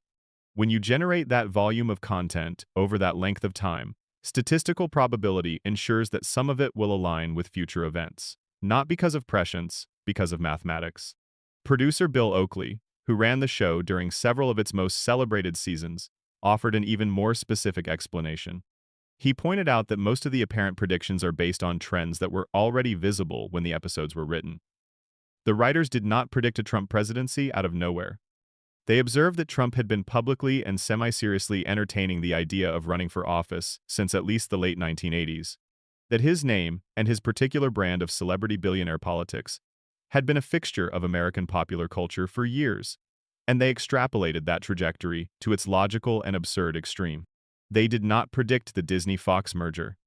They observed that media consolidation was an accelerating and apparently unstoppable trend, and wrote a satirical gag about where it was heading. This is the official explanation, and it deserves respect because it is largely correct. The Simpsons writing staff has historically been one of the most educated in the history of television. Multiple writers hold degrees from Harvard, Yale, and similar institutions. Many have backgrounds not just in comedy writing but in mathematics, science, computer science, and political theory. These are not people pulling random guesses out of the air. They are highly intelligent, deeply informed observers of American culture and American trends. People who have spent their careers studying where things are going and then depicting the destination before the journey is complete. They are not prophets. They are analysts who happen to work in comedy. They read the present more carefully than most people do and then push it forward by a few steps. Fact-checking organizations that have examined the prediction claims systematically have generally supported this explanation. Many of the most famous predictions turn out, on close examination, to be less specific than they appear in viral sharing, or to rely on a trend that was already obvious at the time of writing, or to be examples of confirmation bias, where we remember the hits and forget the misses. And the misses are real. The Simpsons has made thousands of satirical observations about the trajectory of American culture and technology and politics that did not come true. Jokes about jetpacks and moon colonies and technologies that never materialized. Satirical predictions about political outcomes that went the other way. Cultural commentary about shifts that didn't happen. Nobody screenshots those. Nobody builds a theory around them. Confirmation bias works in one direction, collecting the confirmations and quietly discarding the disconfirmations until the remaining sample looks like prophecy. This is the rational, evidence-based, intellectually satisfying explanation for the prediction phenomenon, and it is, in its broad outlines, correct. But there is a subset of the most famous predictions that the statistical and analytical explanation handles less cleanly.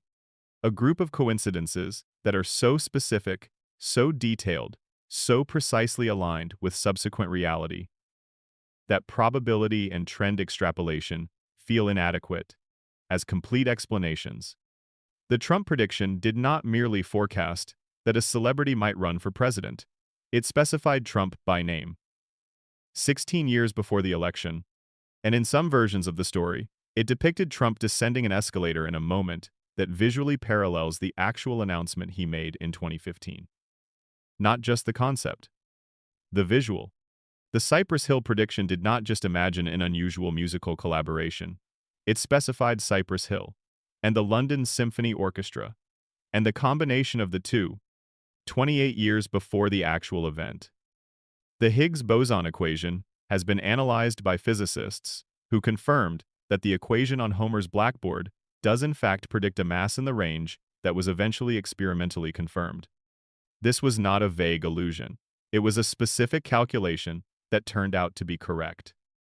These cases resist the straightforward statistical explanation. They are not trend extrapolation, they are specific. And their specificity is what makes them strange. This is where the more interesting theory emerges. Not the supernatural version, not the time travel conspiracy, but the cultural feedback loop hypothesis. The Simpsons does not predict the future. The Simpsons shapes it, not through magic, through cultural influence of an extraordinary magnitude. The Simpsons is one of the most widely watched, most deeply quotable, most pervasively referenced pieces of American media in the history of the medium. It has been running for longer than most of its current audience has been alive. Its observations have become part of how Americans understand their own culture. Its vocabulary has entered the language. When it depicts something, that depiction enters the cultural bloodstream. Millions of people see it.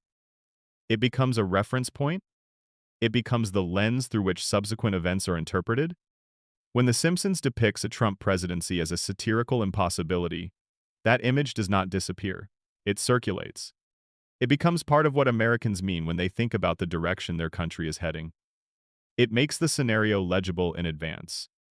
It primes the cultural imagination. When the event it depicted eventually arrives, it does not feel like a shock. It feels like recognition. We have seen this before. The Simpsons already showed us this.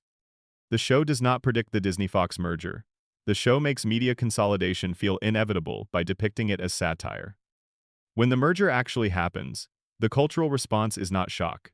It is a collective sense of course. The Simpsons already told us this would happen. The show's satirical imagination became the template through which the real event was processed.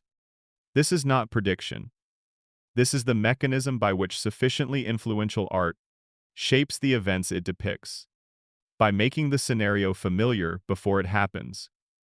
By embedding it in the cultural vocabulary.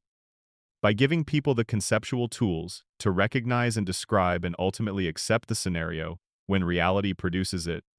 The art participates in the construction of the reality it claims only to observe. Springfield doesn't reflect America. America has become Springfield.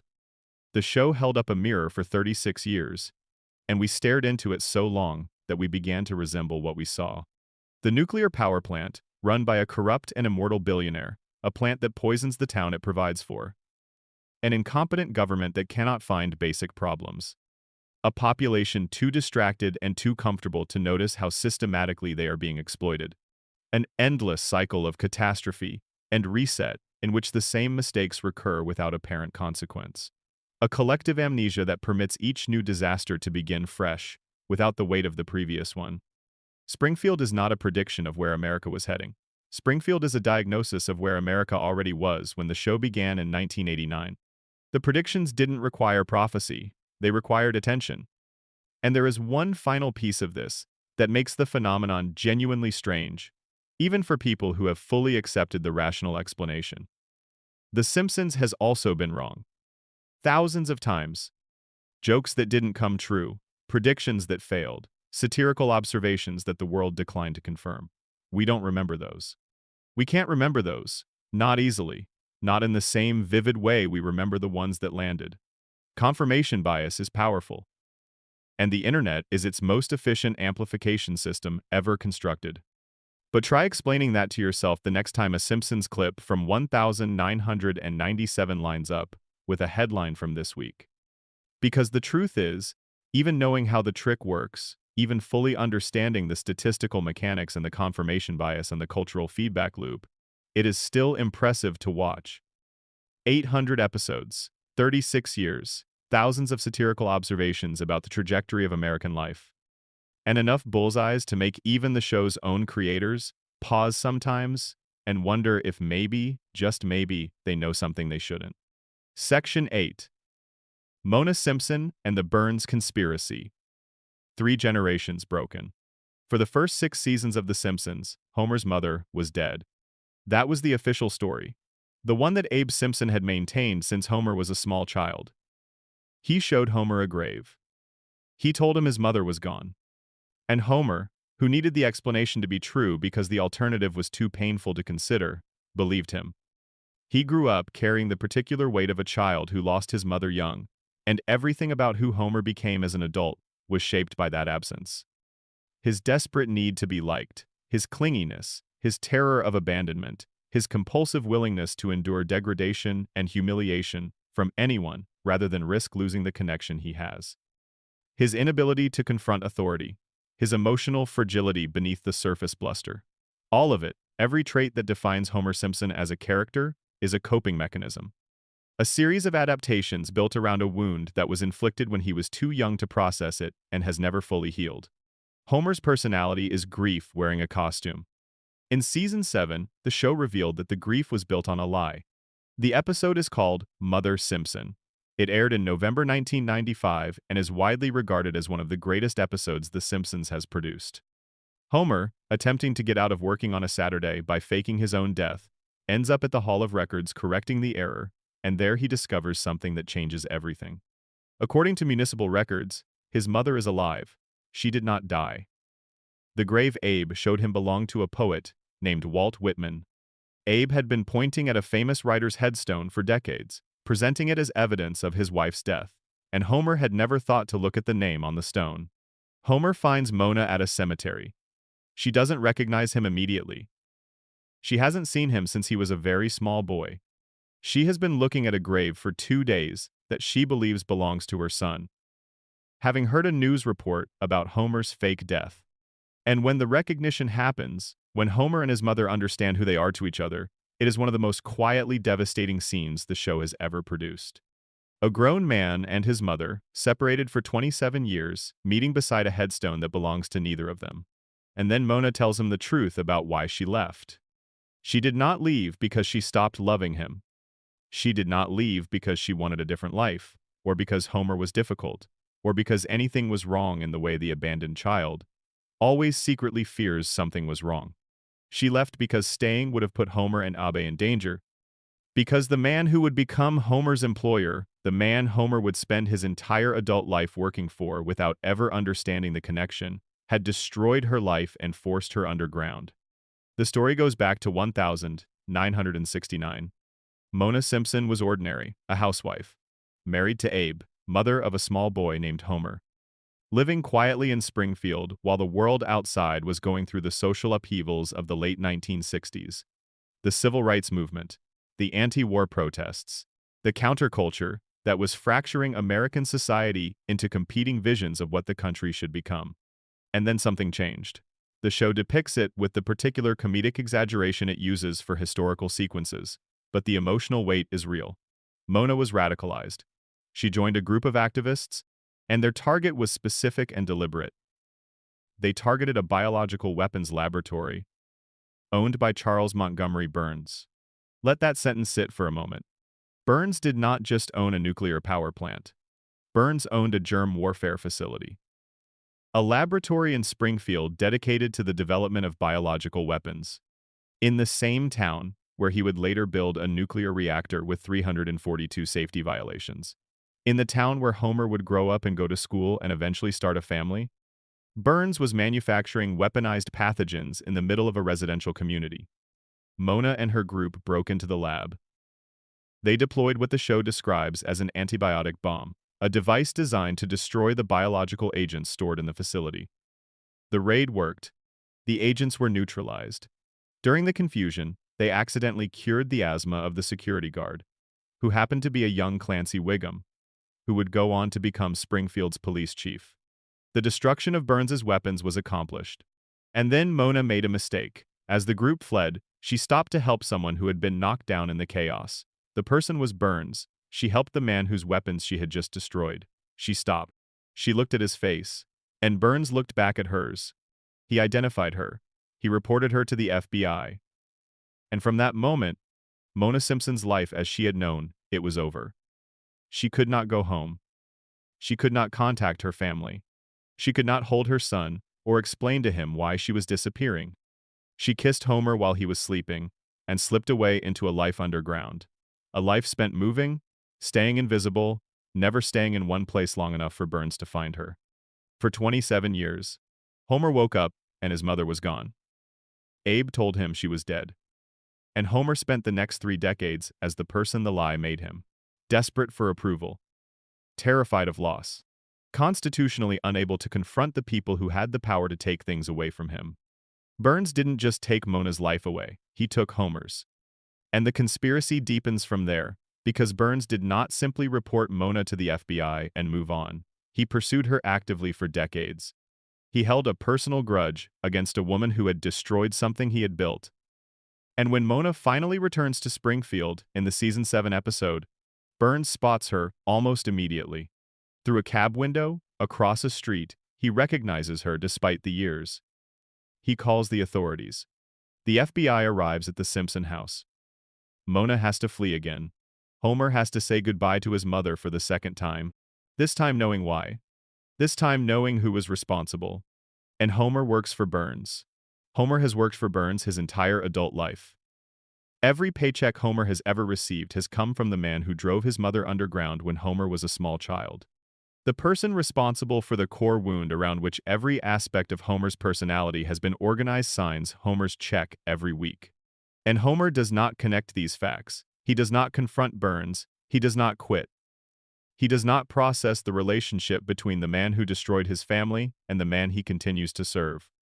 He goes back to work. This is not played as a joke. It is played as tragedy.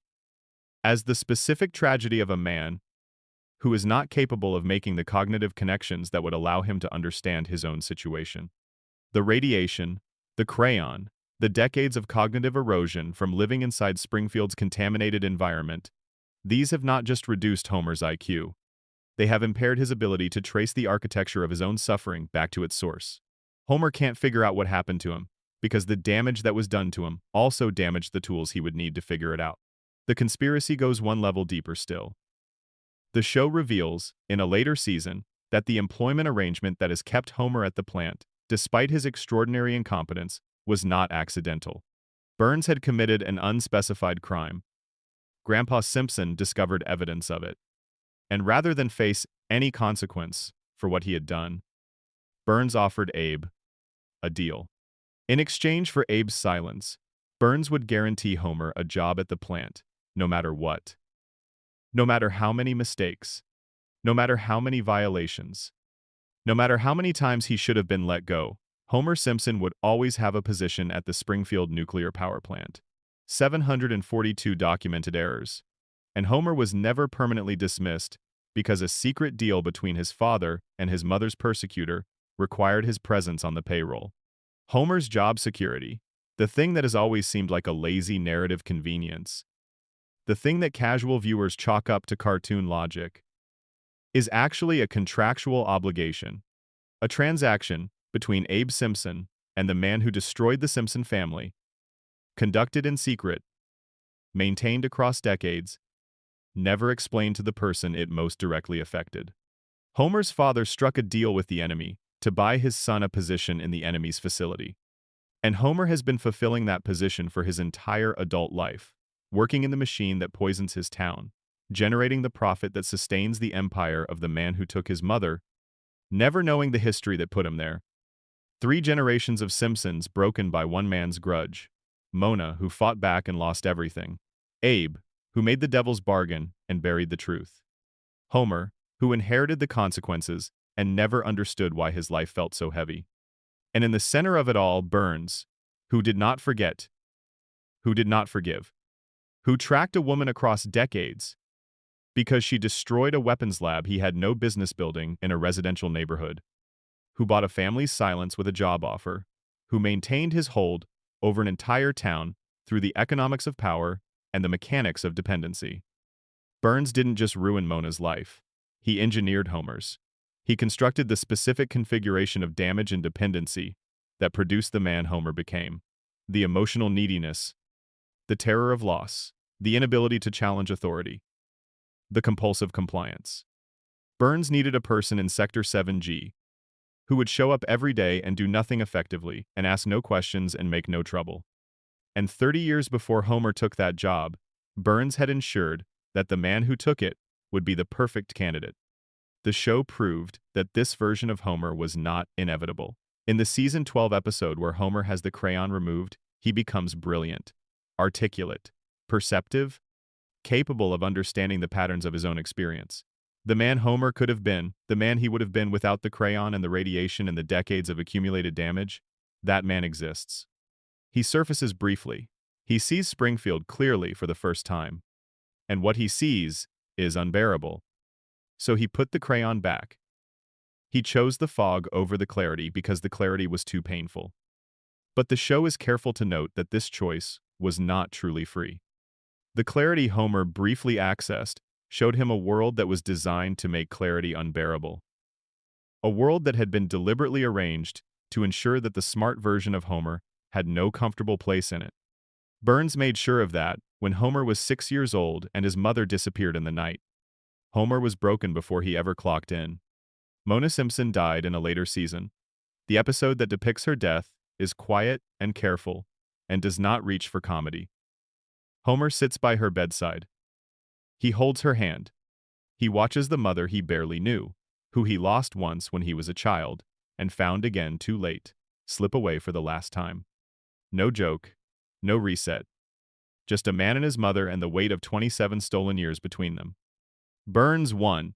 Burns has always won. Because in Springfield, the person with the money writes the rules. And the rules say Homer Simpson will work at the plant until the day he dies, because his grandfather made a deal, and because his mother made a choice. And because the richest man in town needed someone broken in just the right way to occupy the one position that keeps the whole machine running. Section 9. Where is Springfield? The town that exists everywhere and nowhere. Springfield is the most famous fictional town in America. More people can name Springfield than can name the capital of half the states in the actual country. It has a nuclear power plant, a gorge, a tire fire that has been burning for decades, a harbor, a monorail, an elementary school, a prison, multiple hospitals, a nuclear testing facility, a dam, and a quickie mart that serves as the emotional center of the town's commercial life. Generations of viewers have visited Springfield so many times that they feel they know it the way they know the actual places they grew up. The layout is familiar, the landmarks are recognizable, the town feels real. Except it doesn't exist anywhere. More precisely, it exists everywhere. Springfield, as the show has depicted it across 36 years, has mountains and oceans and deserts and farmland and forests, all within accessible distance. It borders the states of Ohio, Nevada, Maine, and Kentucky, depending on which episode you're watching. It is located on the coast in certain seasons, and in the landlocked heartland in others. It is near the Canadian border in some episodes, and suspiciously close to Mexico in others. Its weather ranges from blizzard conditions to tropical heat waves within the span of a single season, without the show feeling any particular obligation to reconcile the meteorological inconsistency. Springfield does not exist in any state because Springfield, apparently, exists in all of them simultaneously. The show has been deliberately and systematically contradicting itself about Springfield's location for its entire run. Every time a detail appears that seems to narrow down the geographic possibilities, another detail appears in a subsequent episode that makes the previous detail impossible. Lisa's area code corresponds to a Missouri prefix. The state abbreviation has been shown in one episode as NT, which is not a real state abbreviation for any American state. When Homer calls the state capital in one episode, the voice on the other end indicates the state name begins with a vowel, which eliminates approximately half the country while doing essentially nothing to identify the actual location. Matt Groening, the show's creator, addressed this question directly in a 2012 interview with Smithsonian Magazine. He named Springfield, Oregon, as the inspiration for the town's name. He said he chose Springfield because it is one of the most common city names in America, present in dozens of states, and because he grew up near the Oregon version. For approximately 48 hours, the internet accepted this as a resolution. Springfield was in Oregon. The mystery was over. And then the show continued to contradict the revelation. Episodes that aired after Groening's statement placed Springfield in geographic contexts that are inconsistent with Oregon's location on the Pacific coast. The writers did not honor the creator's confession. They kept the contradiction alive, because the contradiction was the point. The surface-level explanation for this, the one the show's creators have offered and that is accurate as far as it goes, is that Springfield is intentionally universal. It is designed to be everywhere and therefore belong to everyone. No single viewer should be able to look at Springfield and feel that it belongs exclusively to a different region of the country. The mountains make it feel Western. The ocean access makes it feel coastal. The industrial economy makes it feel Midwestern. The small-town insularity makes it feel like New England. Springfield is the platonic average of the American town, the town that everyone grew up in, regardless of their actual zip code. This is a genuine and thoughtful design philosophy, and it achieves its intended effect. Springfield does feel familiar. It does feel like a town that could be anywhere. And that universality is part of why the show has connected with such a broad audience across such a long period. But under the lens of the theories we have been exploring tonight, Springfield's geographic impossibility takes on additional dimensions that the surface explanation does not reach. If the radiation theory is correct, if the power plant has been altering the biology of every living thing in Springfield for decades, why should the physical geography of the town be exempt from contamination's distorting effects? If the people who live here can have 4 fingers and yellow skin and survive injuries that would be fatal to a normal human, if the fish have 3 eyes and the rats glow, and the biological laws that govern the rest of the world have been warped by decades of nuclear exposure, why should the spatial laws that govern the physical landscape operate normally? Perhaps Springfield has both mountains and oceans in close proximity, because the contamination does not just affect biology. Perhaps it warps the physical space around the town, compressing geographic features that should be hundreds of miles apart, bending the landscape into shapes that normal geography does not permit. Springfield's impossible topography, in this reading, is not just a narrative inconsistency. It is another symptom of the same contamination that made Blinky have 3 eyes. If the coma theory is correct, Springfield's geography makes even more complete sense. Homer's unconscious mind does not contain a precise and accurate map of the United States. It contains fragments, impressions, emotional memories of places he has been or seen or heard described, mountains from a vacation he once took, ocean from a television commercial, desert from a movie, farmland from a drive through the middle of the country. The unconscious mind does not store geographic information the way a GPS system does. It stores the emotional flavor of places, the feeling of them, the way light fell in a particular location on a particular afternoon. Homer's dreaming brain assembled Springfield from every American landscape he ever encountered, layering them on top of each other without regard for geographic logic, because dreams do not have geographic logic. Dreams have emotional logic. They arrange the world according to what it felt like, rather than where it physically was. Springfield feels like America because it is made from Homer's memory of America, which is scattered and incomplete and held together by longing rather than cartography. If the collective denial theory is operative, if Springfield is a town that systematically refuses to acknowledge any fact that threatens its comfortable arrangements, then the town's refusal to have a fixed location is the ultimate and most elegant expression of that denial. You cannot investigate a town you cannot find. You cannot bring federal charges against a nuclear facility if the state it is located in keeps changing. You cannot hold anyone accountable for anything if the jurisdiction is perpetually undefined and legally ambiguous. Springfield's geographic uncertainty is not just a comedy device. It is a shield. A town with no fixed location has no fixed regulatory authority, no consistent EPA jurisdiction, no permanent state attorney general empowered to investigate the facility that has been contaminating its residents for 36 years, no clarity about which court has standing to hear a case against Burns. Springfield floats between states because floating is safer than landing. Landing means accountability. Landing means someone shows up with federal authority and a mandate and starts asking questions about the three-eyed fish and the cracked cooling towers, and the billionaire who claims to remember the Spanish-American War. As long as Springfield's location is contested, as long as its jurisdiction is unclear, as long as the town refuses to resolve its own geography, it is protected from exactly the kind of external intervention that would force it to confront what it has allowed to happen to its people. The episode Behind the Laughter, the 12th season mockumentary about the Simpson family, offers a moment of apparent resolution. The original broadcast of the episode identified Springfield's location as northern Kentucky, but in syndicated reruns, this was changed. The location became a different state entirely. The answer literally depends on which version of the episode you are watching. The show gave you the truth and then changed the truth depending on the platform. Even when Springfield has a definitive answer, that answer is not definitive. It shifts, it mutates, it refuses to stay fixed, just like everything else in this town. Every state in America has been proposed as Springfield's home at some point. Every theory has evidence supporting it and evidence undermining it. The show has constructed this permanent ambiguity with considerable care over a very long time. And it has maintained that ambiguity because the ambiguity is more valuable than any answer could be. A town that could be anywhere is a town that belongs to everyone. And a town that belongs to everyone is a town that nobody can shut down. Springfield will never be located. Not because the show cannot decide.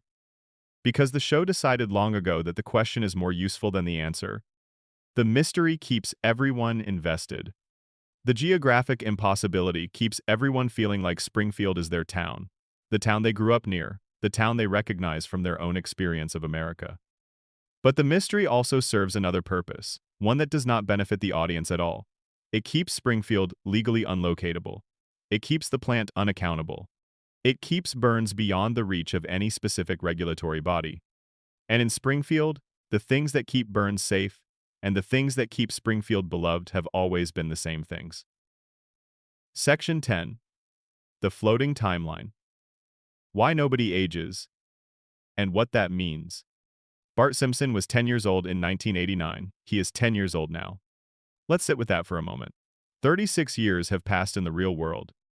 36 years of cultural change, technological transformation, generational shift, historical event, personal experience for every person who has ever watched this show. Children who watched the premiere of The Simpsons are now adults with children of their own, some of whom also watched the show. The world that existed when Bart first slid down that couch in the opening credits has been replaced, multiple times over, by a series of subsequent worlds. The technology is different. The politics are different. The music is different. The way people communicate is different. Everything that can be different is different. And Bart is still 10. Lisa is still 8. Maggie is still 1. Homer and Marge are still approximately in their mid-30s, the rough middle-age territory the show established for them at the beginning and has never allowed them to vacate. Nobody in Springfield has aged. Nobody in Springfield has grown. The children have not gone through adolescence. The parents have not gone through middle age and into the later chapters of life that wait for everyone who survives long enough to reach them. The characters exist in a state of permanent temporal suspension. The industry term for this is a floating timeline. It means the show's present is always the viewer's present. When an episode airs in 2025, the characters are living in 2025. When an episode aired in 1995, they were living in 1995. The year changes around them. The cultural context shifts. The references update, but the characters themselves remain at the ages they were when the show began. This is standard practice for long-running animated shows.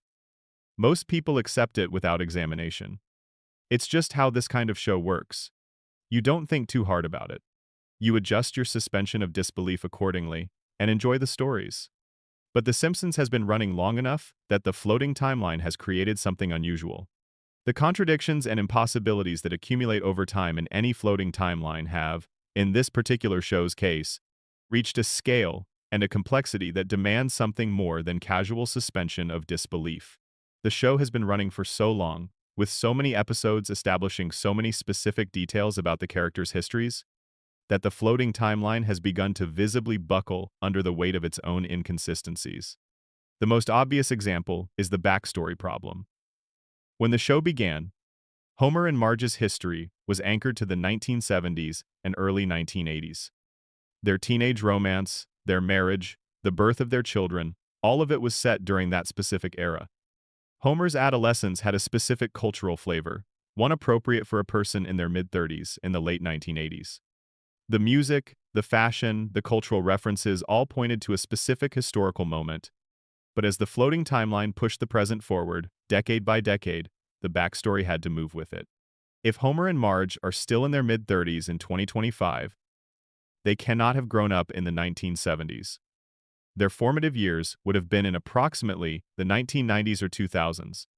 Their high school experience would not have been defined by Watergate and disco. It would have been defined by grunge and the early internet. The show has handled this by simply rewriting the backstory as needed. In later seasons, flashback episodes have depicted Homer and Marge's youth in progressively more recent decades. They have been repositioned as 1990s characters, then as 2000s characters. Their origin story revised each time to maintain the fiction that they are the age the show requires them to be. Their memories are unstable. Their history is a draft that keeps being revised. The story of how they met and fell in love and built their family has been told at least 4 times, each telling set in a different era, each one rendering the previous version technically obsolete. This means something strange about who Homer and Marge actually are. They do not have a fixed past. They have an approximation of a past, a flexible narrative that can be adjusted as the timeline demands. Their identities are not rooted in stable memories. They are rooted in whatever backstory the current episode requires. And every theory we have been exploring tonight arrives at this same point, through completely different paths, and finds the same answer waiting. The coma theory says the timeline floats because the dream cannot allow time to pass. Homer's unconscious mind does not have access to the years he has been sleeping. It cannot generate memories of events it did not experience. The characters do not age because Homer's brain has only one reference point, the moment the vending machine fell, and everything it generates is derived from that single fixed image of his world. The timeline is frozen because the dreamer is frozen. The radiation theory says the timeline floats because biological time has been altered by the contamination. The cellular processes that drive aging in normal organisms have been warped by decades of nuclear exposure. The residents of Springfield are locked in their biological states not because of cartoon convention, but because their cells have lost the programming that normally drives growth and decay. The mutation that gave Blinky a third eye also gave the Simpson family permanent youth. The collective denial theory from the principal and the pauper says the timeline floats because Springfield collectively refuses to allow time to pass. The town has voted, tacitly and continuously, to maintain a fiction of permanence, to insist that things are as they have always been, to exile anyone who insists on acknowledging change. Time does not pass in Springfield because Springfield will not let it. The social contract that erased Armin Tamzarian's identity and expelled the real Seymour Skinner also erases aging. Every resident of Springfield participates in the maintenance of the permanent present. They have agreed not to notice the years. The Burns immortality theory says that if even one person in Springfield has found a way to arrest the biological clock through wealth and technology, then the concept of aging is already negotiable in this universe. Burns's refusal to age, sustained through weekly medical intervention and the application of essentially unlimited resources to the problem of biological maintenance, has established that in Springfield, time is something that can be managed if you have the means to manage it. Every single one of these explanations, using different evidence and different logic, arrives at the same conclusion. Time does not work normally in Springfield. Whether because of radiation, or dreams, or denial, or engineered biology, or some combination of all four, something has broken the normal flow of time for everyone who lives in that town. The show has imagined its characters aging, more than once. The season 6 episode Lisa's Wedding flashes forward to show Lisa as a 23-year-old woman engaged to be married. The future it depicts is detailed and emotionally rich and entirely convincing. Lisa has grown up. She has become the person the show has always suggested she would become. Brilliant and principled and somewhat lonely and searching for real connection in a world that consistently misunderstands her. The episode proves that the show can imagine these characters as adults. It can envision their futures. It can tell stories about who they would become if time were simply allowed to pass. But it does not allow it. The flash forward is a single episode, a hypothetical, a glimpse through a window that closes the moment the credits roll. Lisa returns to being 8. Bart returns to being 10. The future is locked away, and the permanent present resumes as though the glimpse never happened. The show can imagine growth. It refuses to allow it. And this refusal is not just a production decision or a storytelling convention. It is a statement about the relationship between this show and its audience. Because the floating timeline is not just Springfield's condition, it is ours. We are the ones who built it. We are the ones who maintain it. Think about why we watch. Think about what we actually want when we sit down and turn on The Simpsons. We want the theme song. We want the couch gag. We want Homer to get home from the plant, and Marge to be in the kitchen, and Bart to be on his skateboard, and Lisa to be playing that saxophone. We want the house on Evergreen Terrace to look exactly the way it always has. We want the neighborhood to be unchanged. We want the family to be intact. We want the feeling of returning somewhere that will always be exactly as we left it. The Simpsons are the American family. They have been the American family for longer than any other fictional household in the history of the medium. And the American family, as The Simpsons depicts it, must not be allowed to change. Not because change is bad, but because the specific configuration of this particular family at this particular stage of life is what we have invested in. Homer must always be middle-aged and fumbling and fundamentally decent underneath the incompetence. Marge must always be patient and capable and slightly underappreciated.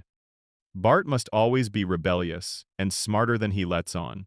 Lisa must always be idealistic and frustrated and holding out for a world that is better than the one she inhabits.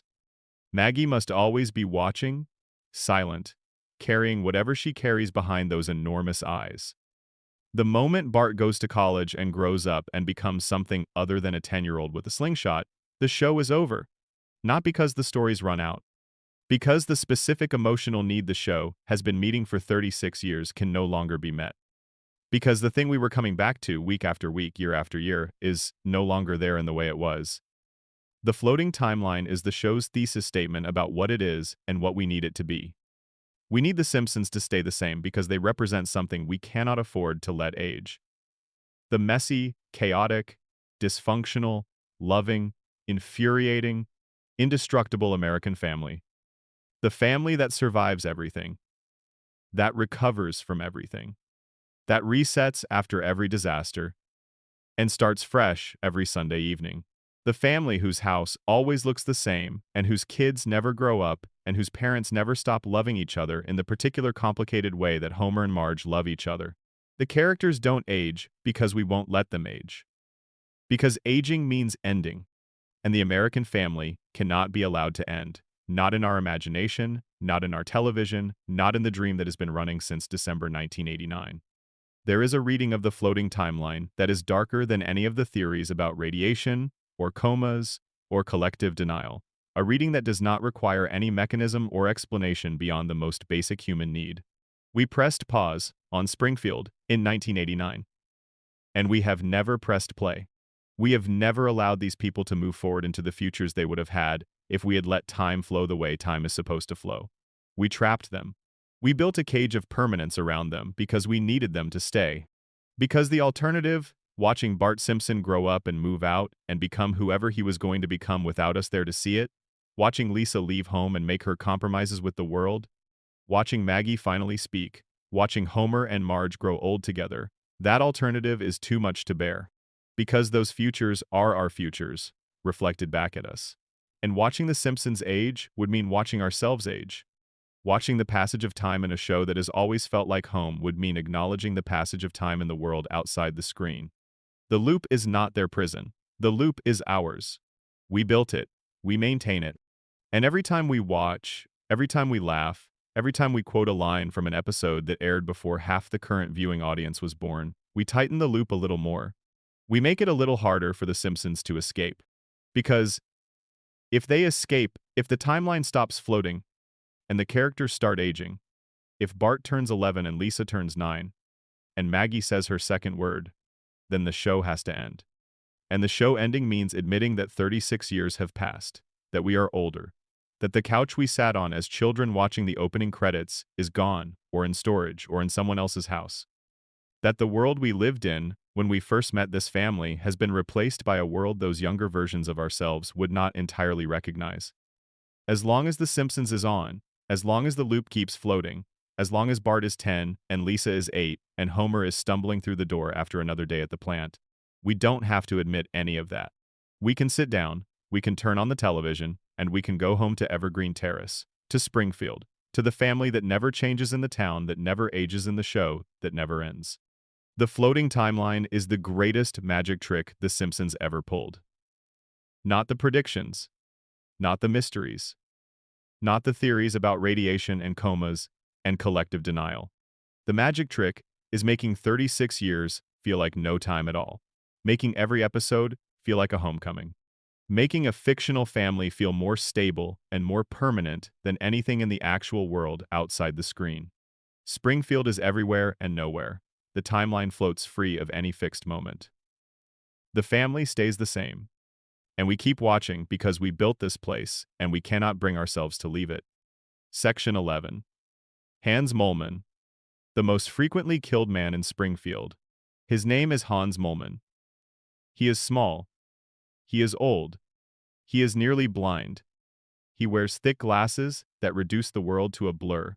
He moves slowly. He speaks rarely. He appears in the background of Springfield scenes as a kind of ambient presence, a piece of moving furniture, a detail that fills in the edge of the frame and makes the town feel populated. And he dies constantly. This is not an exaggeration.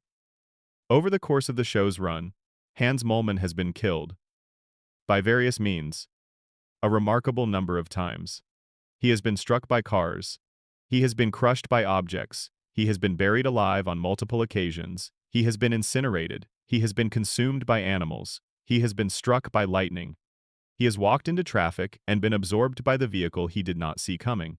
He has been the victim of what can only be described as a comedically extraordinary run of fatal misfortune, spanning decades of episodes, in a wide variety of circumstances, each death depicted with varying degrees of explicitness, and each one followed, in the next relevant episode, by Molman appearing in the background of a different scene, intact and oblivious, ready to be killed again. The show treats this as a running gag. Molman dies a lot. It's funny. It's dark, in the casual way The Simpsons has always been dark. Don't think too hard about it. But thinking hard about it produces something genuinely strange. If Molman's deaths are canonical, if they are happening within the same Springfield where the other events of the show occur, then something about Hans Molman's biology has fundamentally deviated from normal human biology. Not in the way Homer's has, where Homer endures damage and heals through some combination of absurd toughness and narrative necessity. Molman actually dies, clinically, terminally, completely. His body ceases to function, and then it starts again. The radiation theory has a specific and disturbing answer for this. If the contamination from the power plant creates mutations that affect different people differently, if Homer's mutation made him nearly indestructible, while Maggie's amplified her intelligence, then perhaps Molman's mutation did something stranger than either. Perhaps the radiation altered Molman's biology so fundamentally that his cellular structure can reconstitute itself after catastrophic failure. Not just heal from damage, actually reassemble from death. A biological resurrection capacity, driven by whatever the plant's contamination has done to the particular configuration of his cells. The coma theory offers a different answer. In Homer's dream, minor characters are not maintained with the same consistency as major ones. The dreaming mind pays careful attention to the people it loves and less attention to the background population it needs to keep the simulation feeling plausible. Molman, in this reading, is a dream character that Homer's unconscious mind occasionally loses track of. He dies because the dream gets sloppy with the minor details. He comes back because the dream needs him there to make the scene work. Molman is not a person in this reading. He is a recurring prop that the dream assembles and disassembles as narrative necessity requires. But here is the detail that makes the Molman mystery most interesting under any framework. Molman once stated his age. He said he was 31 years old. 31. Look at Hans Molman. He appears to be in his 70s or 80s at minimum. His skin has the particular quality of someone who has lived in a body for a very long time. His movements, his voice, his general aspect all suggest someone well into the later decades of life, not someone who has not yet reached middle age. If he is telling the truth, and the show provides no reason to think he is lying, then something aged him catastrophically and prematurely. Something took a man in the early part of his adult life and turned him into someone who looks like a very old man decades before his time. The same something that also made him capable of returning from the dead.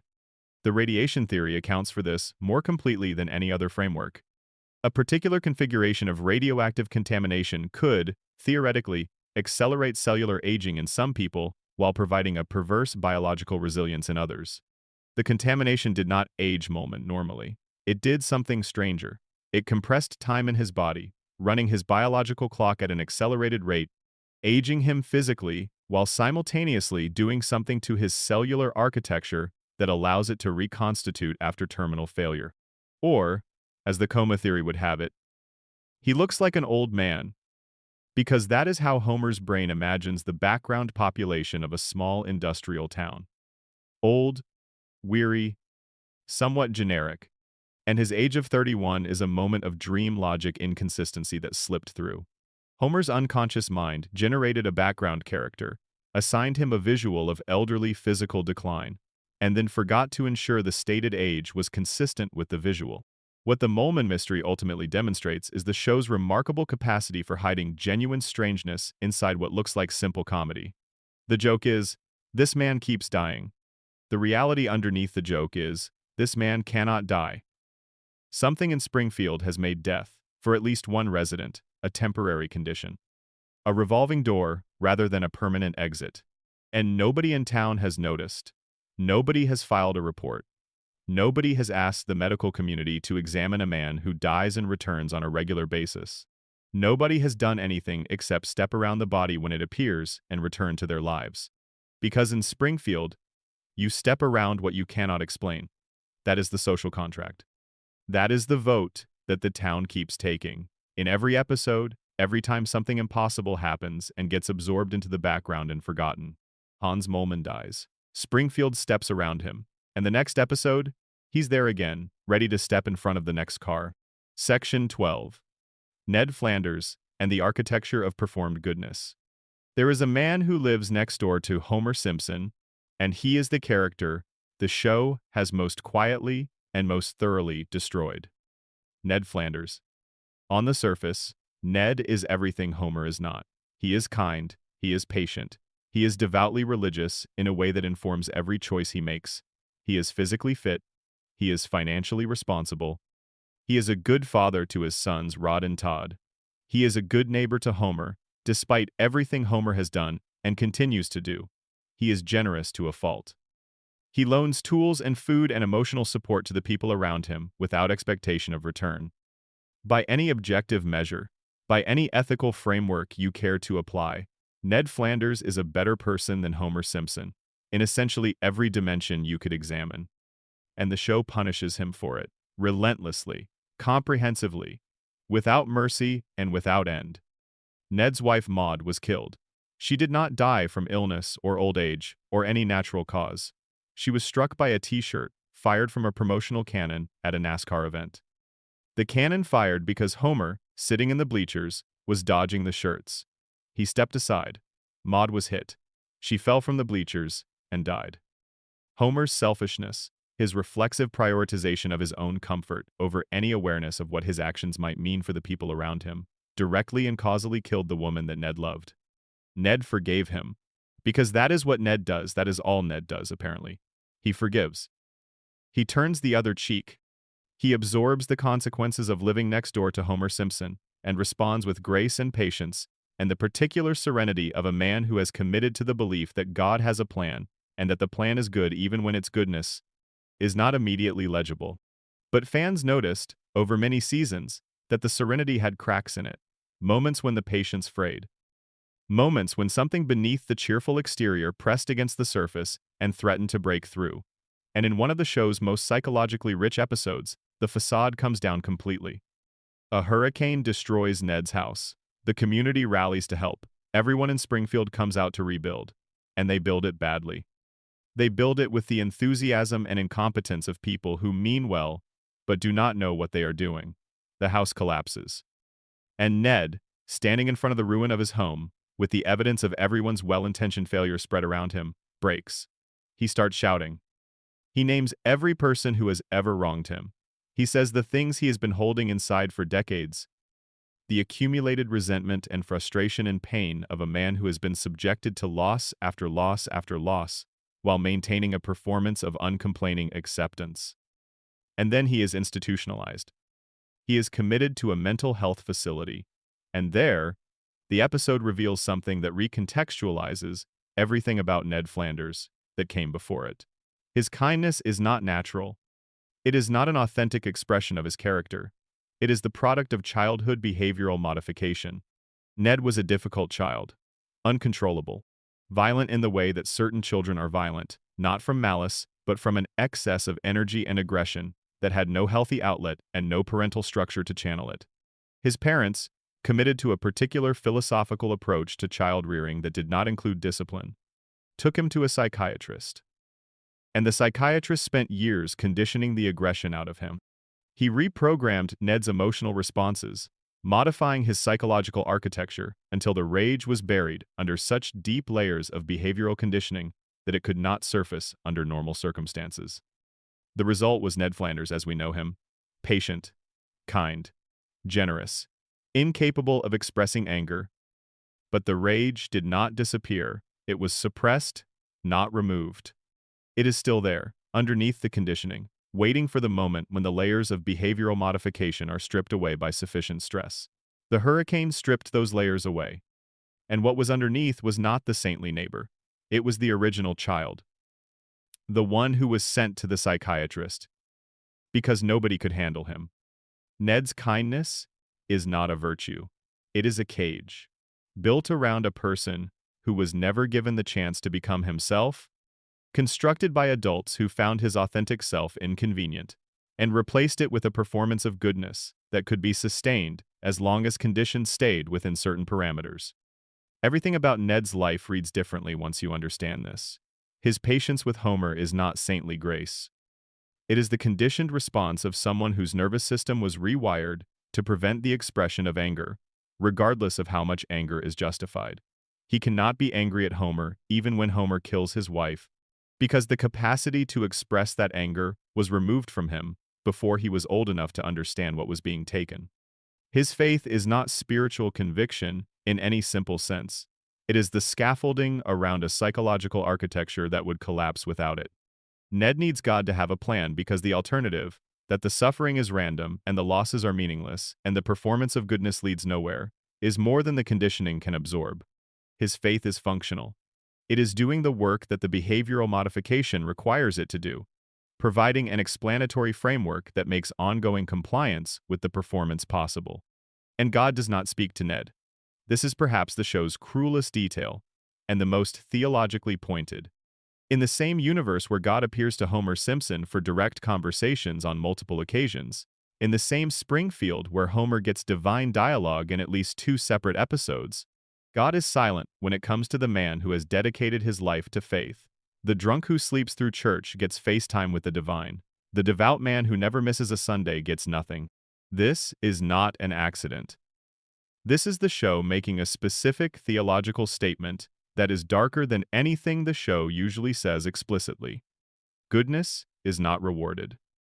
Compliance is not protected. The system, whether that system is Burns's economic machine or the town's social contract or the actual cosmological framework of the Simpsons universe, does not care about moral behavior. It cares about function. And Ned functions exactly as the system requires.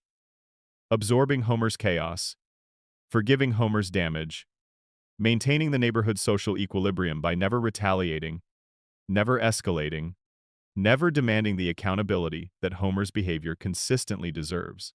Ned is useful. God is talking to Homer, not to Ned. Because Homer is the story and Ned is the context. Ned is the moral background against which Homer's choices are made legible.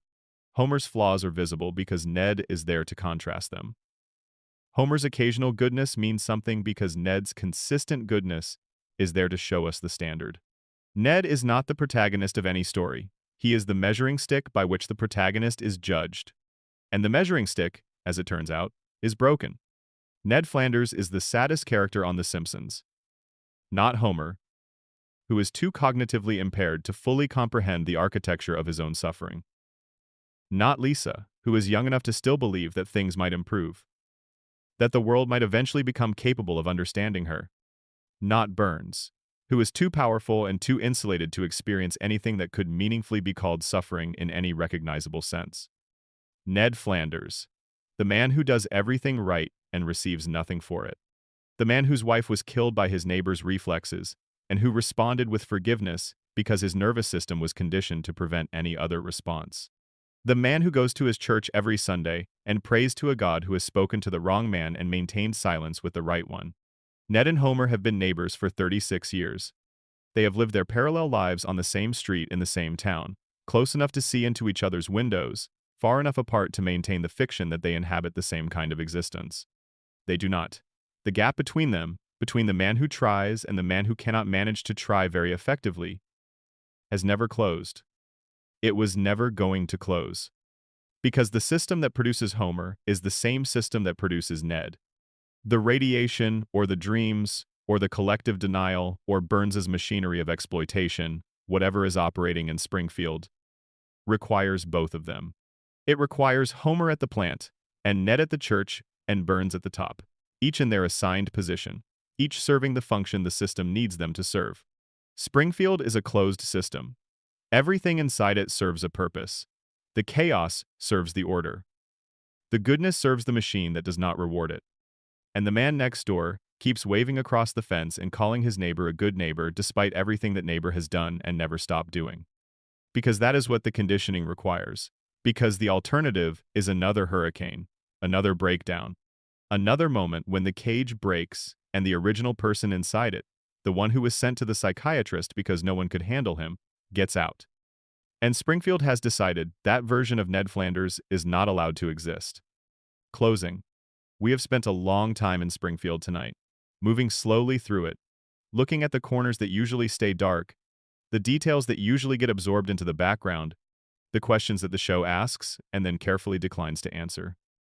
We followed the radioactive contamination from the plant to the people, from the three-eyed fish to the yellow skin and the four fingers, from the broken safety inspector to the brilliant baby, from the cracked cooling towers to the compromised brains that cannot trace the damage back to its source. We lay down in Homer's hospital bed and considered the possibility that everything since April 1993 has been a dream, that the man we have watched stumble through adventure after impossible adventure has been unconscious the whole time, dreaming the only dream that matters to him. His family, his house, his life exactly as it was the last moment he was awake to experience it. We reopened the Burns shooting case and found that the evidence, examined carefully and honestly, points in multiple directions at once. We considered Maggie's pacifier gesture and asked whether it was a confession or a witness's memory. We noted Homer's unexamined season 18 statement. We considered Marge and what Burns's courtship of her might have meant in the parking lot. We left the case where it belongs. Not closed, but open. We examined the machinery that keeps Burns alive, the weekly treatments, the disease equilibrium, the devoted assistant who understands that his absence means his employer's death. We traced Burns's longevity back through American history to a family dynasty that has been maintaining power through extraordinary measures for longer than most American institutions have existed. We watched Springfield vote to keep a lie. We watched the real Seymour Skinner tied to a train and expelled from his own life. We identified the mechanism by which the town maintains its impossible reality through consensus, through denial, through the systematic removal of anyone who insists on the truth. We looked behind Maggie's silence and found a strategic intelligence that has spent 36 years accumulating information and declining to reveal what it will eventually do with it. We connected her silence to Lisa's experience and understood the lesson Maggie took from watching her sister fight every day for recognition she never quite received. We examined the predictions and concluded that The Simpsons does not see the future. It reads the present more carefully than most people do, and then pushes it forward until the destination becomes visible. And that America has been shaped by The Simpsons' vision of it as much as The Simpsons has been shaped by America. Springfield and America have been mirroring each other for so long that the distinction has become difficult to see. We followed Mona Simpson's trail from a suburban kitchen in Springfield to a biological weapons raid in 1969 to 27 years of fugitive life, to a reunion beside the wrong gravestone. We traced the 3 generations of damage that one man's grudge produced. We watched Homer return to the plant the morning after learning who destroyed his family. Because he could not make the connection, because the damage that was done to him also destroyed the tools he would need to understand it. We looked for Springfield on a map and found it everywhere. In the mountains, and on the coast, and in the heartland, and near the border, and nowhere specific enough to pin down. We understood that the town's geographic impossibility serves a purpose, that the inability to locate it precisely is also the inability to regulate it precisely, that the floating geography protects the plant the same way the collective denial protects the truth about what the plant has done. And we stared at the floating timeline. At 36 years of Bart being 10, and Lisa being 8, and Homer being middle-aged, and Marge being patient, we understood that the loop is not broken. It is maintained. By us. By the need to return to something that does not change in a world where everything does. We met Hans Molman and watched him die and come back and die again, and we understood that even death is negotiable in this town. Even the most permanent fact of biological existence bends in Springfield when the radiation or the dream or the denial requires it to. We sat with Ned Flanders and understood the cost of a life spent performing goodness for a system that does not reward goodness, only function. We understood the cage that was built around the original person and why the cage is more useful to Springfield than the person inside it would be. But before we close the door on Springfield for tonight, let's spend a little more time in the rooms we haven't fully explored. Because some of the most interesting mysteries in the show's universe are not the ones people usually talk about. They are the quieter ones, embedded in the supporting cast, in the economic structure of the town, in the nature of the show itself. And they are worth examining slowly, in the way this whole night has been slow, before we finally let the town go dark. Section 12 continued. Ned Flanders and the architecture of performed goodness. There is a character in The Simpsons who is, by any objective ethical measure, a better person than Homer Simpson in essentially every dimension you could examine. He is kinder, more patient, more generous, more reliable, a better parent, a better neighbor, a better community member. He is more honest and more consistent and more genuinely committed to the values he espouses than Homer is to anything, including the family he loves. And the show has been quietly and systematically destroying him for 36 years. Ned Flanders lives next door to Homer Simpson. This proximity is the central condition of his existence in the show. He is defined partly by his own qualities, and partly by his relationship to Homer, which is the relationship of the person who does everything right to the person who cannot manage to do much of anything right, and which the show deploys as a structural device across its entire run. On the surface, Ned is what you see. Devout, cheerful, generous, committed to his faith and to his community with a sincerity that never seems to waver. He runs the Leftorium, a shop dedicated to left-handed people, which is itself a detail worth pausing on. Ned found the underserved and the overlooked, the people the market had decided were not worth designing for, and built his livelihood around caring for them. That is not an accident of character design. That is the show telling you, quietly and precisely, who Ned is at his core. He sees the people that everyone else stopped seeing. He shows up for them. He builds his life around the gaps that everyone else chose to leave unfilled. He raises his sons Rod and Todd with attentiveness and consistency. He maintains his home meticulously. He arrives at church every Sunday, regardless of how difficult the preceding week was.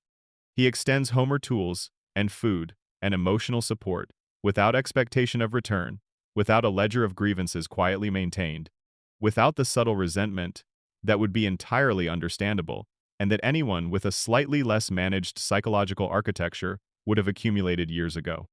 And then his wife was killed. Maud Flanders did not die from illness or from an accident that can be attributed to random misfortune or to any choice she made. She died at a NASCAR event, struck by a promotional t-shirt fired from a cannon into the crowd. The cannon fired because Homer, sitting nearby, was dodging the shirts. He moved. The trajectory changed. Maud was struck. She fell from the bleachers and died. Homer's reflexive self-interest, his instinctive prioritization of minor personal comfort over any awareness of what his movement might do to the people around him, directly and causally ended the life of the woman Ned loved. There is no ambiguity in the sequence of events. The show lays it out and does not soften it. And Ned forgave him, not immediately, not without going through genuine grief. But ultimately, Ned arrived at forgiveness, because that is the only destination that Ned's internal architecture permits him to reach. The episode that revealed what lies beneath Ned's performance of goodness is one of the show's psychologically richest hours, and it arrives in a register that most viewers were not expecting. A hurricane destroys Ned's house. Springfield rallies to help. The community builds a replacement. And they build it badly, with the enthusiasm of people who mean well and the structural competence of people who have never built anything. The house collapses almost immediately after completion. Ned breaks. He begins screaming at the town. He names every person who has wronged him. He catalogs the accumulated insults and injuries and casual dismissals of decades of living next to Homer Simpson and inside the community of Springfield. He says the things that the performance required him to keep locked away, and the release is enormous and ugly and entirely justified. He says things that are true. He says them loudly, in public, to the people about whom they are true. And then he is institutionalized. The facility where he is treated reveals something that changes the meaning of everything that came before it. Ned's psychiatrist explains that Ned was a difficult child, uncontrollable, energetic in the way that certain children are energetic. Not from malice, but from an excess that has no outlet and no structure to channel it. His parents, committed beatniks who found discipline philosophically incompatible with their worldview, brought him to a psychiatrist. And the psychiatrist spent years conditioning the aggression out of him. Behavioral modification, systematic reprogramming, replacing the raw and difficult child with a version of himself that was manageable, acceptable, capable of living in the world without frightening the people around him. The treatment produced Ned Flanders. Kind, patient, gentle, incapable of sustained anger regardless of what the situation warrants. But the treatment did not remove the original material. It buried it. It covered the authentic self with layers of conditioning. It built a cage around the person and trained the cage to present itself as virtue. Ned's goodness is not virtue in any conventional sense. It is a cage built around someone who was never given the opportunity to become themselves, constructed by adults who found the authentic version inconvenient, maintained across a lifetime by the conditioning that replaced authentic response with performed acceptability. His patience with Homer is not grace. It is the conditioned response of a nervous system rewired to prevent the expression of anger, regardless of how fully the anger is deserved. He cannot respond to Homer the way the situation genuinely warrants, because the capacity for that response was removed from him before he understood what was being taken away. His faith is not freely chosen spiritual conviction. It is the scaffolding his psychological architecture requires to maintain its structural integrity. Ned needs God to have a plan. Because the alternative, that the suffering is random and the losses are meaningless, and the performance of goodness leads nowhere, and is rewarded with nothing, is more than the conditioning can absorb. His faith is doing the work that the behavioral modification needs it to do. It is providing the explanatory framework that makes continued compliance with the performance possible. And God does not speak to Ned. This is perhaps the show's cruelest detail, and the most theologically pointed. In the same universe, where God appears to Homer Simpson directly on multiple occasions.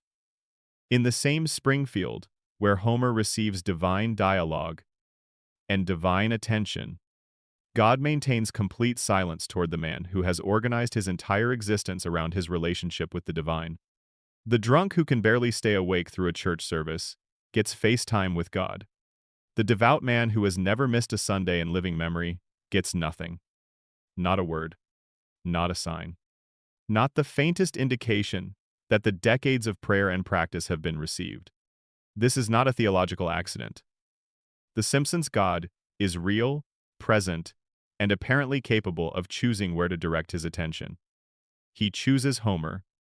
He does not choose Ned. And the show never explains this, never resolves it, never gives Ned the divine conversation that his entire life has been oriented toward receiving. Ned Flanders is the saddest character in The Simpsons. Not Homer, who is too cognitively limited to fully comprehend his own suffering. Not Lisa, who is still young enough to believe that things might eventually improve. Not Burns, who has built an infrastructure that insulates him from anything resembling genuine suffering. Ned, the man who does everything right and receives nothing for it. The man whose wife was killed by his neighbor's reflexes and who forgave the neighbor because the conditioning would not allow him to do otherwise. The man who goes to church every Sunday in a universe where God is real and has decided to have his conversations with the wrong person. Homer Simpson is what happens when you do everything wrong in a system that does not punish wrongness. Ned Flanders is what happens when you do everything right in a system that does not reward rightness.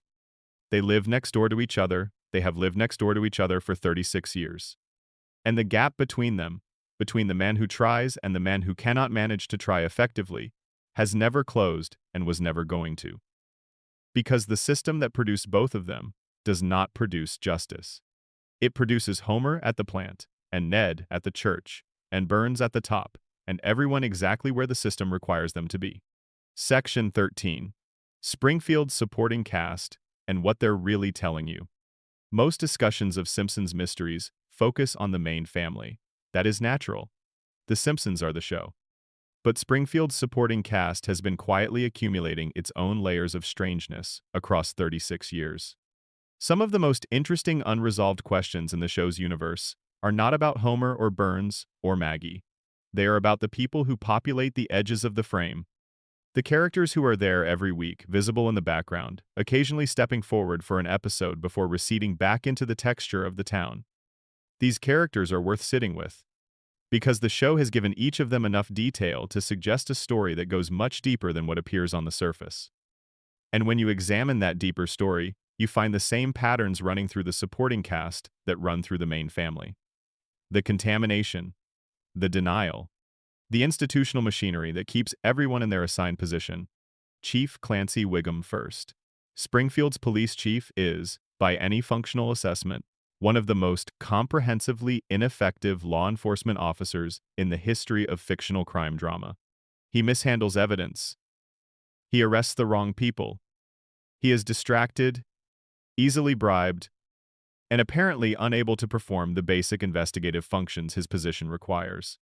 The Springfield Police Department, under his leadership, produces one specific outcome with remarkable consistency. No accountability for anything that matters to the people at the top of Springfield's power structure. Burns's plant runs with 342 violations. Burns conducts what amounts to long-term environmental poisoning of the town's water supply.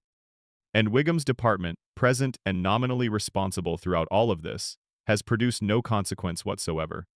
The radiation theory would say Wiggum's incompetence is cognitive impairment from chronic contamination, manifesting in a person who holds institutional authority, and therefore translates personal neurological damage into systemic institutional failure.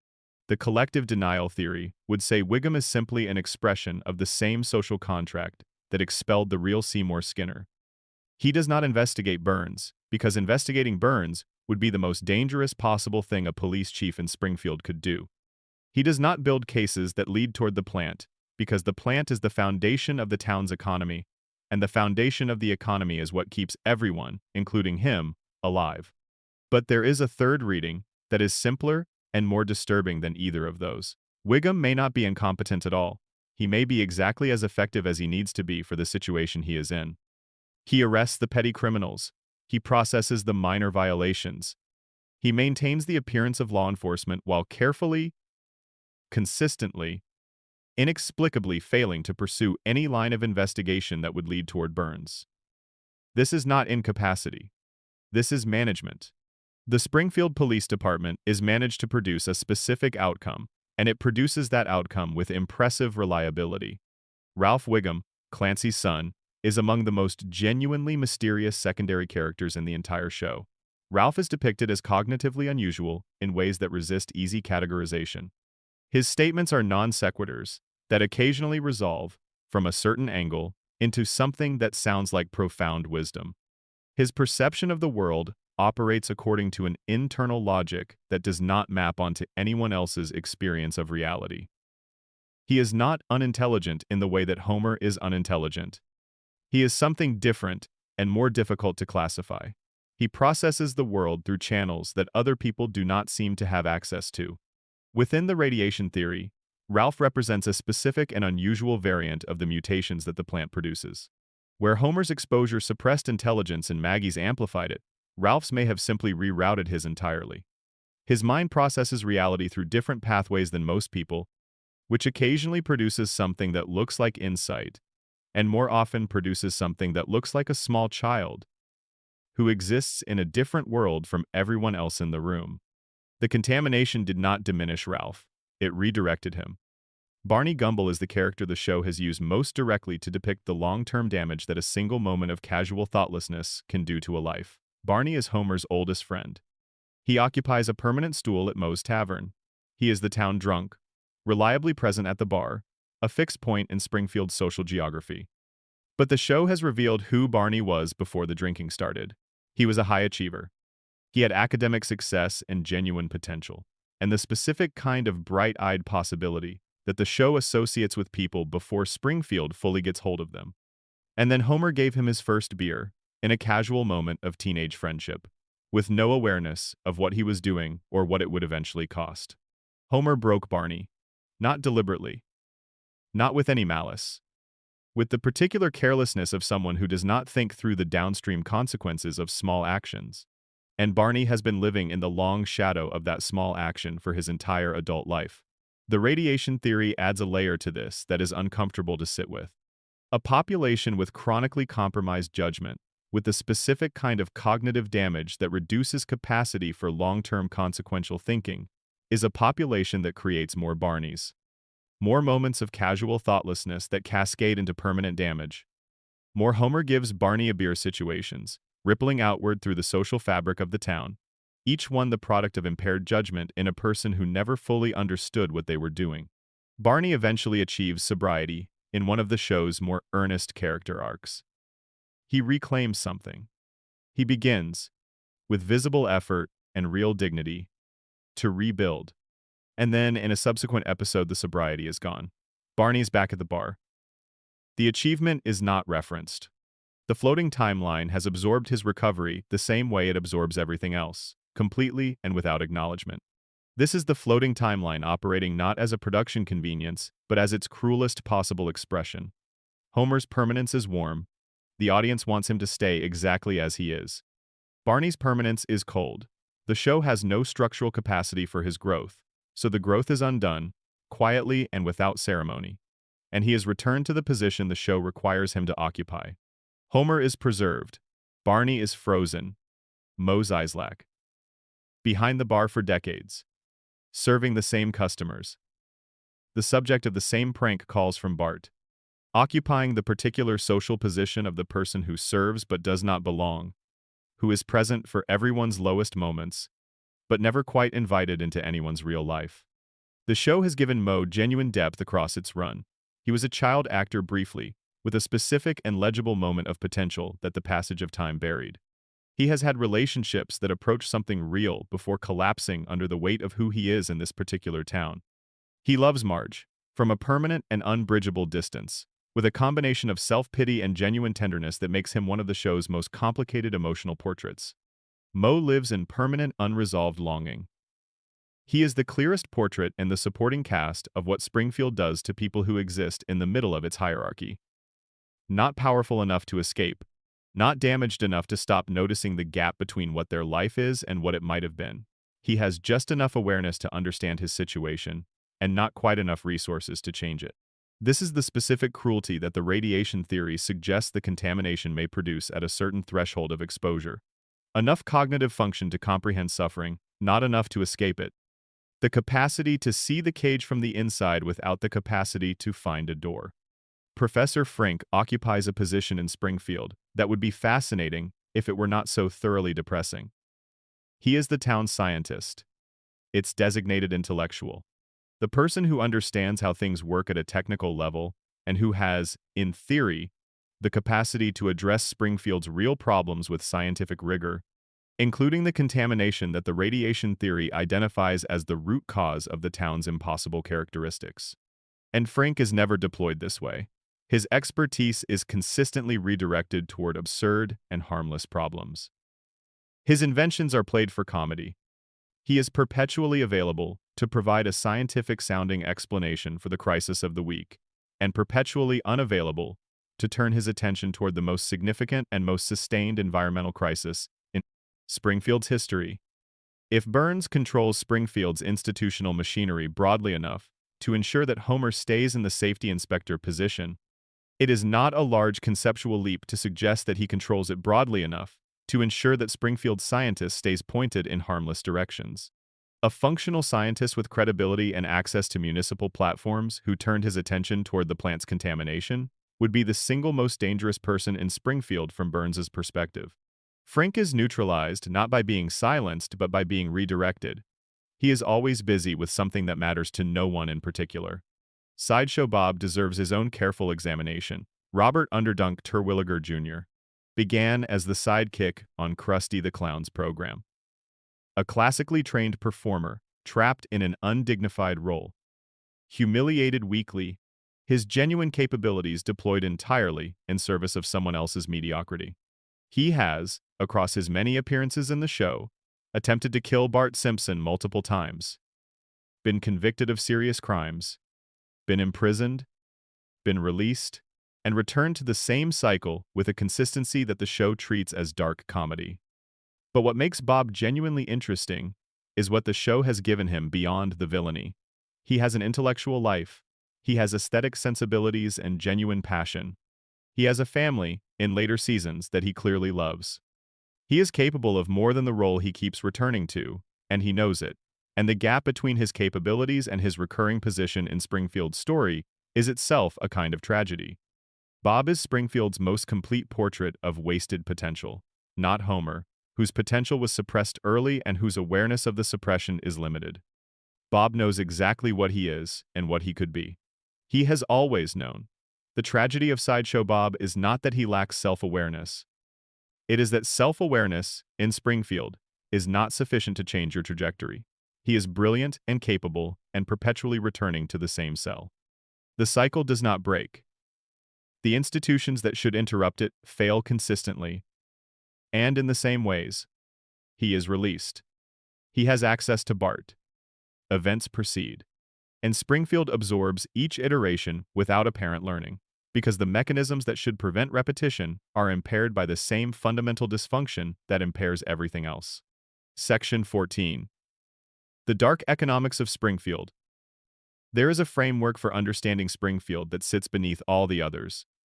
It does not require radiation or dreams or collective psychology, though it is compatible with all of them. It requires only the most basic observation about power and money and the way communities organize themselves around those things. Springfield is an extractive economy. Burns extracts. Everyone else is extracted from. This is the fundamental structural reality of the town, And almost everything strange about Springfield can be understood as either a symptom or a mechanism of this extraction. Burns owns the power plant. The plant provides the electricity that makes the town function. The town cannot exist without electricity, and the only source of electricity is the plant that Burns owns. This is monopoly in its most complete and most inescapable form, not market dominance, which implies the theoretical possibility of competition, absolute dependency, which implies no alternative. Springfield's residents cannot survive without what Burns provides, and Burns provides it on whatever terms he chooses to set. The terms Burns chooses involve keeping the plant operating at the lowest possible cost, consistent with continued operation. The 342 violations are not negligence. They are the rational economic choice of someone who has correctly understood that the cost of the violations will be borne by the community rather than by him. Every safety upgrade not made is money not spent. Every regulatory requirement not met is a cost not incurred. Every time Homer's incompetence allows a violation to continue that a competent inspector would have addressed, Burns's operating margin improves. The cost of those savings is not borne by Burns. It is borne by Springfield, by the contamination of the water supply, by the radiation absorbed by the people who live downwind and downstream, by the biological alterations depicted across the whole population of the town. Burns privatized the profit and distributed the damage to everyone else. Every cent he saved by not fixing the violations was extracted from the bodies and the minds of the people who live in the town he monopolizes. This is not a unique or unusual arrangement in the history of industrial capitalism. It is, in fact, the standard arrangement of extractive industries in communities that lack the political power to demand otherwise. Companies externalize costs onto communities. Communities absorb them. The regulatory systems designed to prevent this from happening are compromised by various mechanisms through direct corruption or economic dependency, or the structural problem that the entity with the resources to capture regulatory systems is the entity that benefits most from their capture. The specific version Springfield experiences is more extreme than most real-world examples. But the structure is entirely recognizable. The company takes the profit. The community absorbs the cost. The distance between those who benefit and those who pay is maintained by exactly the mechanisms the show has depicted. Institutional incompetence at the regulatory level, economic dependency at the community level, cognitive impairment at the individual level, and the systematic suppression of information that would allow anyone to clearly see the arrangement and organize against it. Burns's control extends beyond the plant and into the broader economic fabric of the town. The show depicts him as having influence in essentially every significant economic relationship in Springfield. His wealth is not static. It is applied. It is used to influence elections, to buy silence, to structure arrangements that preserve his position across generations. The deal with Grandpa about Homer's employment is one demonstrated example. The influence over Wiggum's department is implied. The various side agreements and subtle dependencies that the show drops into episodes and moves away from without resolving represent a web of control that is broader and more detailed than any single episode makes fully visible. Every thread of economic life in Springfield runs, at some remove, back to Burns. And because everyone is economically dependent on him in ways both direct and indirect, nobody has the financial independence that genuine resistance to him would require. This is how real power works. Not through dramatic villainous declarations, not through explicit threats and obvious coercion, through the slow construction of a situation where the cost of resistance exceeds what anyone can afford to pay, where the economic structure makes compliance the rational choice, regardless of how irrational the larger arrangement is, where the person who owns the infrastructure also owns, in the most practical sense, the people who depend on it. Homer cannot leave the plant because he needs the income. Homer cannot confront Burns about Mona, because the income is what keeps his family alive. Homer cannot blow the whistle on the contamination, because the contamination comes from the only employer who would hire someone with Homer's particular combination of impairments. The cage Homer inhabits is not primarily made of psychological damage or radiation, though both of those are real. It is made of economics. The psychological damage and the radiation are the tools that keep him from noticing the bars. Springfield's teachers are underpaid and overworked because the school's budget was already inadequate before Burns stole its oil revenue. and because the town's tax base is insufficient to properly fund public education. The entity that generates most of the economic activity is also the entity that most aggressively minimizes its tax obligations. Springfield's hospitals are under-resourced because the medical needs of a contaminated population consistently exceed what the town's fiscal capacity can address. Springfield's infrastructure deteriorates because the entity extracting the most value from the community is not reinvesting proportionally in the community that sustains it. Every public institution in Springfield is weaker than it should be, for the same reason that every public institution in every extractive economy is weaker than it should be. The entity extracting the value is not maintaining the community that produces it. Burns is not unusual. He is the logical conclusion of a system that rewards extraction and permits the externalization of cost. Springfield is not an unusual town. It is an accurate depiction of what communities look like when this system operates without effective constraint for long enough. The yellow skin and the four fingers and the floating timeline are exaggerations. The structure beneath them is not exaggerated at all. Section 15. The show itself, what the Simpsons knows, that it cannot say. We have spent a long time in Springfield tonight, moving slowly through the theories, holding each one up to the light, looking at what it explains and what it leaves unexplained, tracing the connections between them. And the final thing worth examining is not another detail of the show's content. It is the show itself, the fact of it, the extraordinary and underappreciated thing that a piece of entertainment about a yellow cartoon family has been doing, quietly and persistently and with considerable craft, for 36 years. The Simpsons has been telling difficult truths about American life in the language of comedy since 1989. It has depicted an extractive economy and a contaminated environment and a population too compromised by its circumstances to effectively resist them. It has shown an institutional machinery of denial that suppresses accountability. An immortal billionaire who has engineered his own continuation past the point where biology or justice would have ended his story. A family broken across 3 generations by one man's power and one town's inability to challenge that power. A child whose silence is the only sane strategic response to the environment she was born into. A man who may be dreaming the only dream he was ever going to get. It has shown all of this every week for 36 years. And it has done it while making you laugh. Comedy is the most effective delivery system for uncomfortable truth that human culture has ever developed. A joke that makes you laugh has already gotten past your defenses before you noticed it was carrying a payload. The punchline lands before the premise can be examined. The laughter happens before the implication has time to surface. And then, later, sometimes years later, you think about why you laughed at that particular thing, and the implication arrives. The three-eyed fish joke is funny. It is also, if you stop laughing long enough to think about what you just laughed at, a direct statement about what industrial contamination does to living organisms in communities that cannot afford to resist the industries that contaminate them. The IQ of 55 joke is funny. It is also a portrait of a man whose potential was systematically destroyed before he was old enough to have it. The Ned being relentlessly nice joke is funny.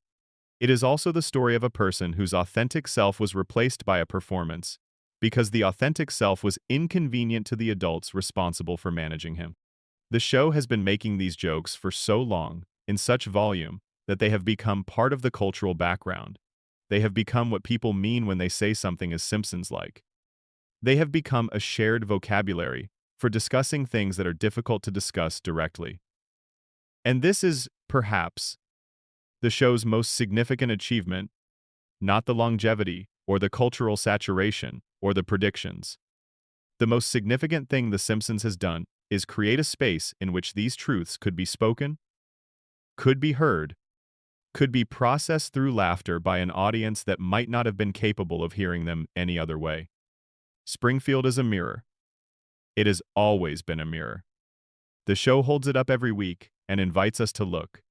And what we see when we look carefully is not just the Simpsons family. We see the structure of the world we live in, depicted in yellow and exaggerated to the point of comedy, which is the only way it can be depicted without being immediately dismissed. The contamination is real, in its non-radioactive, but equally destructive forms. The extraction is real. The denial is real. The impossibility of challenging power from inside a community, economically dependent on that power, is real. The way that damage accumulates across generations and shapes who people are and what they can imagine as possible is real. The Simpsons is a cartoon, and The Simpsons is an extremely accurate description of how a certain kind of community works and why it stays the way it is. This is what makes the fan theories so compelling and so persistent. At their best, they are not attempts to find hidden messages in a television show. They are attempts to articulate something that the show has been communicating and that the audience has been receiving at some level without yet having the language to say it clearly. The radiation theory is a way of saying, something is structurally wrong with this community, and it is making people sick and nobody in power wants to acknowledge it. The coma theory is a way of saying, a person in this situation might find it preferable to dream than to face what is real.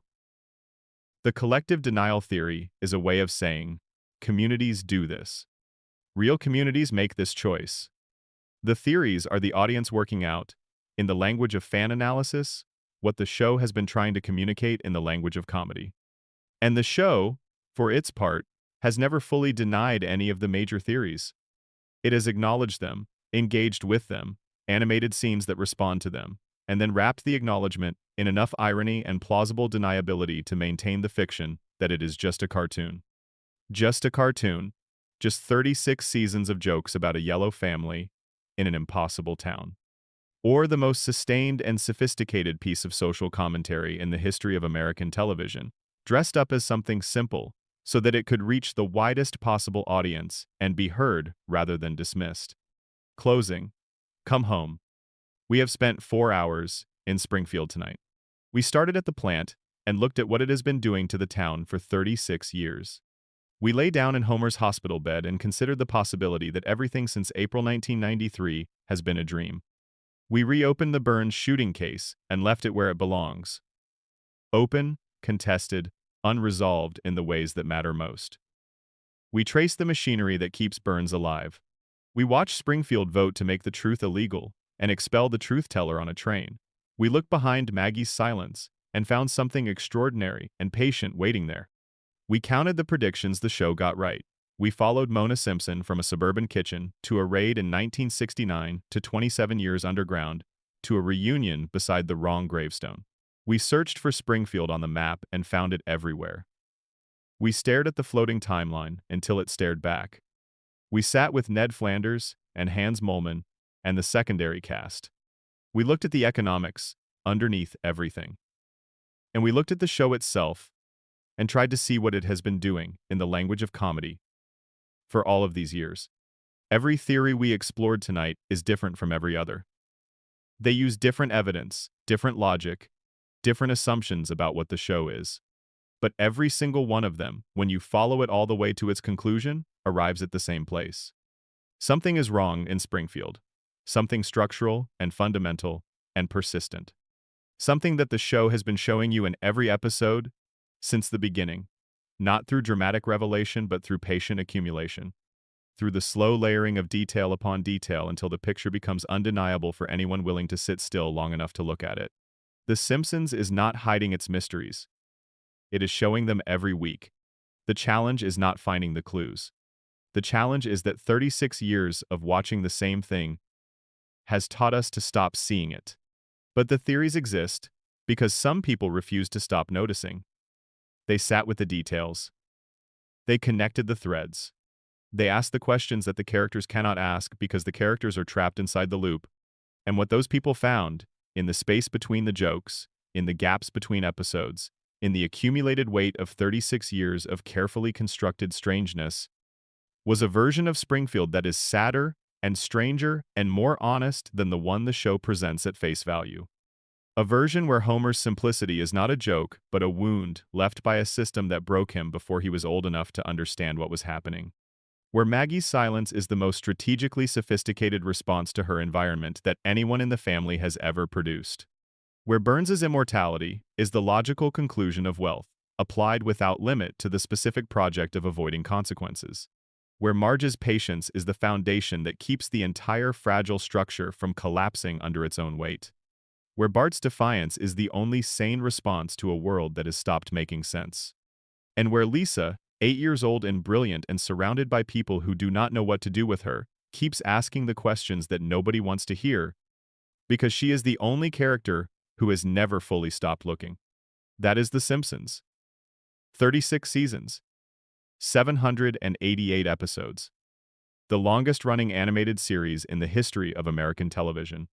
And after all the theories and all the evidence and all the hours spent trying to understand what it has been saying underneath the comedy, the biggest mystery is still the simplest one. Why can't we let them go? Maybe because they are us. Maybe because Springfield is our town, the one we grew up in, or feared we grew up in, or recognized from the place we actually came from. Maybe Homer is our father, the man who means well and fails regularly and loves his family with a completeness that his incompetence cannot diminish. Maybe Marge is our mother, holding everything together with a patience that borders on something beyond ordinary human capacity, present in every difficulty, steady in every crisis, asking less of the world than she deserves. Maybe Bart is who we wanted to be when we were young enough to believe that pure defiance was a sustainable way of living. Maybe Lisa is who we knew we should become, and felt the gap between that person and the person we were actually managing to be, and lived with that gap across years. Maybe Maggie is the version of ourselves we keep behind the pacifier. The capability and the perception and the intelligence that we learned, early on, to keep quiet. Because we saw what happened to the people who showed those things in rooms that were not ready to receive them. Or maybe it is simpler. Maybe we cannot let them go because letting them go means admitting that 36 years have passed, that we are older, that the world has changed in ways we did not consent to and cannot reverse, that the couch we sat on as children watching the opening credits is gone, or different, or in someone else's house, that the people we were when we first met this family have been replaced by the people we became, and we are not always sure we made the trades correctly. As long as The Simpsons is on, as long as the loop keeps floating, as long as Bart is 10, and Lisa is 8, and Homer is stumbling through the door after another impossible day, and Marge is in the kitchen, and Maggie is watching everything with those enormous eyes, we do not have to reckon fully with any of that. We can sit down. We can turn on the television. We can go home. To Evergreen Terrace. To Springfield. To the family that never changes in the town that never ages, in the show that never ends. There will always be one more theory to sit with, one more detail to notice, one more moment where the show drops something carefully into the frame and trusts you to see it. That is what Springfield does. It offers itself endlessly. 36 years of carefully made television, every frame of which contains something that a different angle of attention will make newly visible. The mystery you hold about Homer's coma at 30 is different from the one you held at 20, not because the evidence changed, but because you did. Because the things you understand about loss and time and the way minds protect themselves when reality becomes too much to hold have deepened, and the theories deepen with them. That is the final mystery, and it is not really a mystery at all. It is simply what good art does. And what this particular piece of good art does, with more consistency and more longevity than almost anything else in the history of the medium. It keeps being available. It keeps being exactly what you need it to be, whatever that is in the particular moment you come back to it. It keeps being home. Springfield is always there. The cooling towers are always on the horizon. Homer is always finding his way back to the house. Maggie is always watching. The show is always, underneath the jokes, with enormous patience and enormous care, telling you something true about the world you live in. You just have to be willing to stay still long enough to hear it. Thank you for spending 4 hours in Springfield with me tonight. Wherever you are, whatever time the clock reads in whatever room you are in right now, however deep into the quiet hours this found you, I hope it was somewhere comfortable and warm, somewhere that already felt a little like Evergreen Terrace. And I hope Springfield gave you exactly what it has always been here to give. Something that stays the same, in a world that never does. Sleep well. Springfield will be here when you come back. It always is. That is the whole point. Bonus section. The deepest cuts. 15 more mysteries. The show never resolved.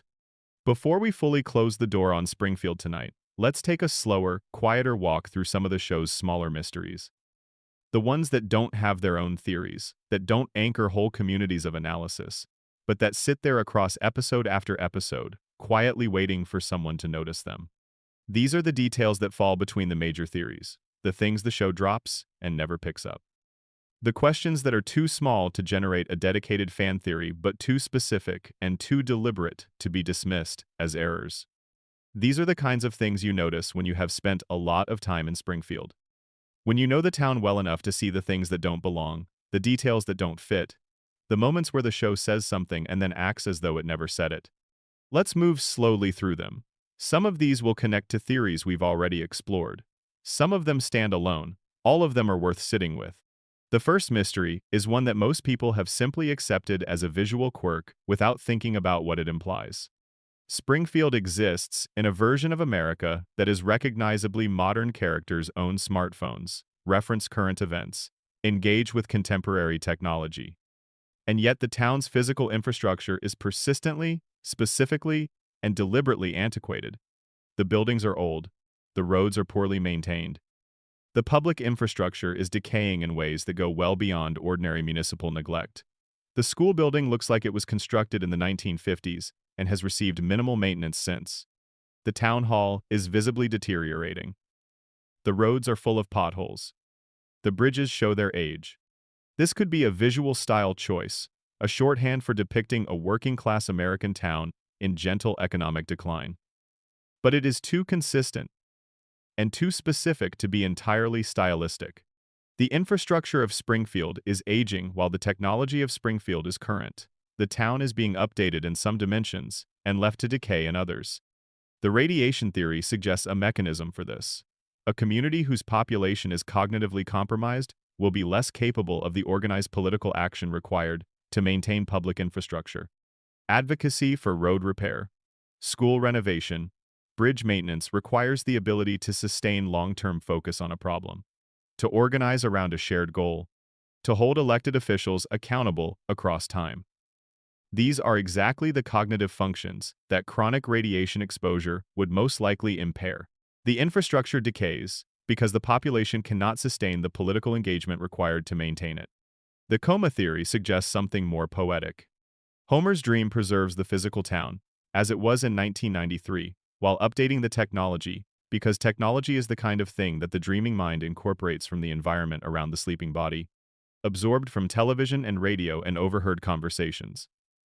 The hospital room where Homer lies is in a world of modern technology, and that technology bleeds into the dream. But the streets of Springfield, the buildings, the physical landscape, those are held exactly as they were when Homer last walked through them. 1993 Springfield, with modern phones and modern references overlaid on top of it. The second mystery is Sideshow Bob's educated voice and what it tells you about Springfield's class dynamics. Bob speaks in full, precise, grammatically correct sentences. He references classical music and literature and philosophy with the ease of someone for whom these are not affectations, but genuine fluencies. He is, as we noted earlier, the most intellectually sophisticated recurring character in the show's universe. And he lives in Springfield. He grew up in Springfield. He was, before everything went wrong, a performer in Springfield. The show has never explained where Bob's education came from, or why it is so dramatically different from the cultural level of the town around him. He is not from a wealthy family, as best the show has established. He is not depicted as having attended elite institutions in his past. He simply has the education, fully formed, in a town where almost nobody else does. One reading is that Bob represents what Springfield's population might have been capable of becoming without the contamination, without the cognitive impairment that the radiation theory identifies as the town's baseline condition. Bob is, in this reading, not an anomaly, but a demonstration. He shows what intellectual development looks like when the environmental factors that suppress it elsewhere in Springfield are somehow absent or insufficient in a particular individual.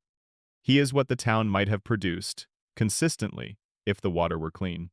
The third mystery is Marge's mother, and what she represents about the family's pre-Springfield history. Jacqueline Bouvier, Marge's mother, is depicted as cool, critical, and somewhat disappointed in her daughter's choices. particularly her choice of Homer. She is not warm. She is not particularly engaged. She is present in Marge's life in a formal sense without being emotionally available in any meaningful way. But the show has established that Marge's family, the Bouviers, came from a somewhat higher social class than the Simpsons. They had more resources, more social standing, more of the things that class provides in the way of safety and option. Marge married down, in the economic and social sense. She chose Homer over the kind of stability and status that her background might have provided. The radiation theory asks a question about this that the show never asks. Marge's family is from Springfield too. They drank the same water. They breathed the same air. If the contamination is doing what the theory proposes, the Bouvier girls grew up in the same toxic environment as everyone else in town.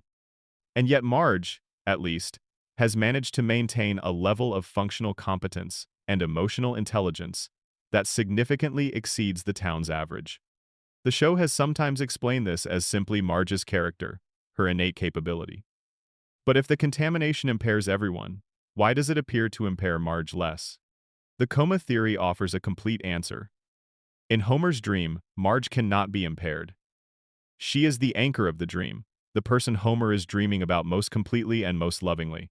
He cannot allow the dream to make her less than she is. He cannot imagine Marge as compromised or diminished. She is too important to the dream's emotional core. So in the dream, Marge is fully capable, fully present, fully herself, even while everyone around her shows the signs of the contamination that Homer's unconscious mind continues, in other respects, to depict accurately.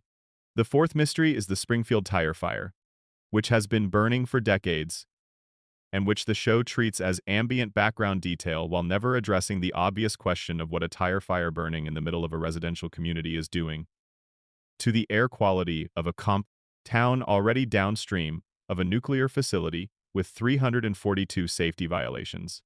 The tire fire is not a small fire. It is a large, sustained industrial-scale combustion event occurring in an urban area. The smoke from burning tires contains a specific and well-documented set of toxic compounds that are hazardous to human health even at low exposure levels. At the levels that a fire of the depicted scale would produce, sustained over decades, the health implications for the surrounding population would be significant. Springfield has a tire fire. Springfield has a nuclear plant with leaking radiation. Springfield has industrial contamination in its water supply. These are three separate and independent sources of environmental damage operating simultaneously in a community with no apparent capacity to address any of them. The radiation theory focuses on the plant as the primary mechanism of the town's biological distortion. But the tire fire is there too, and has been there for decades. And nobody in Springfield has ever mounted a serious effort to put it out. The collective denial framework handles this most efficiently. The tire fire is one more thing that Springfield has agreed not to address. One more item on the list of environmental disasters that the town absorbs without response. Because response would require acknowledging the problem, and acknowledging this problem would raise questions about the other problems, and the other problems connect to the plant, and the plant connects to Burns, and Burns is the foundation of the economic arrangement that keeps the town alive. You cannot put out the tire fire without eventually getting to the plant, and getting to the plant means getting to Burns. So the tire fire burns. It has always burned. It will probably keep burning. The fifth mystery involves the specific and peculiar geography of the Simpson house itself. Evergreen Terrace is a residential street in Springfield. The Simpson home at 742 is a two-story house with a specific layout that the show has depicted with some consistency across its run. But the house's interior has been depicted with the particular spatial inconsistency of a place that exists in a dream rather than in physical reality. Rooms that cannot exist given the exterior dimensions of the structure have been depicted. The layout has changed between episodes in ways that go beyond simple production inconsistency. The basement appears and disappears. The back garden is sometimes enormous and sometimes barely present. The coma theory is the framework that handles this detail most elegantly. In a dream, the space of a loved place is not remembered with architectural precision. It is remembered emotionally, spatially, in an impressionistic sense. Homer knows the feeling of his house. He knows the particular quality of light in the kitchen, and the specific way the couch feels, and the route from the front door to the refrigerator. But the precise dimensions, the exact relationship between the floor plan and the exterior, the spatial logic that would hold the house together as a real physical structure, these are not what the dreaming mind preserves. The house in Homer's dream is the house as it felt to him, not the house as it was. The sixth mystery is one that has attracted some attention, but never been fully resolved. The question of what Springfield's actual population is, and why it seems to be both much smaller and much larger than it should be, depending on the episode's requirements. In episodes that need Springfield to feel like a small, intimate community where everyone knows everyone, it functions like a town of a few hundred people. In episodes that need it to function like a large city with anonymous crowds and urban infrastructure, it becomes a metropolis. The same town. The same streets. Different scales. This is partly a production convenience, the show using Springfield as whatever size its current story requires. But it also connects to the geographic impossibility we explored earlier. A town that exists everywhere and nowhere also exists at whatever scale the moment requires. It is intimate when intimacy serves the story, and vast when vastness is needed. The same flexibility that makes Springfield impossible to locate on a map also makes it impossible to accurately census. Within the coma theory, this is dream logic operating normally. In dreams, scale is not fixed. A familiar place can feel enormous and claustrophobic in the same dream, depending on the emotional requirements of the moment. Homer's dream Springfield is exactly as large or as small as the story he is dreaming requires it to be. The seventh mystery is the one attached to Krusty the Clown's genuine emotional depth, which appears in flashes throughout the show and then disappears again, as if the show cannot quite commit to what it has implied about him. Krusty is, on the surface, a cynical and corrupt entertainer who has turned his childhood love of performance into a commercial machine. He licenses his image to everything and anything. He is dishonest, unfaithful to his principles, and largely indifferent to his young audience. He is the portrait of the person who loved something and then discovered that loving it and profiting from it were not compatible, and who chose profit. But the show gives him, in specific episodes and moments, a genuine interiority, a complicated and unresolved relationship with his father, a rabbi who never accepted his son's career choice, a capacity for regret that is real and specific, moments of actual connection with Bart, whose devotion to Krusty is one of the show's more poignant relationships, and a creative talent that the commercial machine of the Krusty Empire has not entirely smothered. Krusty is the portrait of the person who started with something genuine and made choices that covered it over. He is the portrait of compromise at scale, of what happens when genuine love for a thing is exposed to the economics of American entertainment. And the show keeps returning to his genuine interiority in brief, unresolved glimpses, because it cannot quite let go of the implication that there is something real under the grease paint. Something that the market asked him to bury and that is still there, years later, occasionally surfacing in the middle of a commercial for a product he does not believe in. The eighth mystery is perhaps the most quietly devastating detail in the show's entire run, and it is one that most people walk past without stopping. In the early seasons of the show, before the coma episode and before the tonal shift, Homer and Marge have a specific quality in their relationship that the later seasons sometimes achieve but less reliably. They are genuinely present with each other. They talk to each other. Not just at each other, not just through the mechanics of plot, but in the particular register of people who have been genuinely intimate for a long time, and whose intimacy shows in how they speak even when they are arguing. This quality is more visible in the early seasons than in the later ones. And the coma theory suggests a specific reason. In the early seasons, Homer's memory of what it felt like to be in his marriage with Marge is still fresh. The dream is generating the relationship from recent, clear, specific memories. By the later seasons, the memory has become more abstract.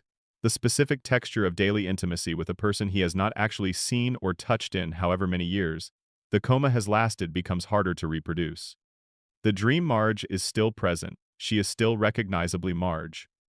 But the particular quality of the early relationship, the one that felt most real because it was most recently remembered, becomes harder to sustain.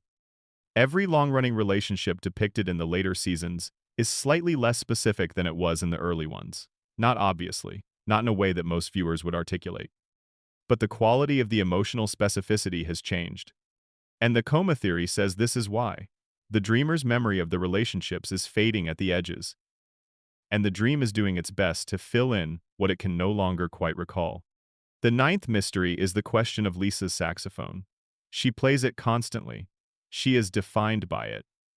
The instrument is as central to her characterization as anything else about her.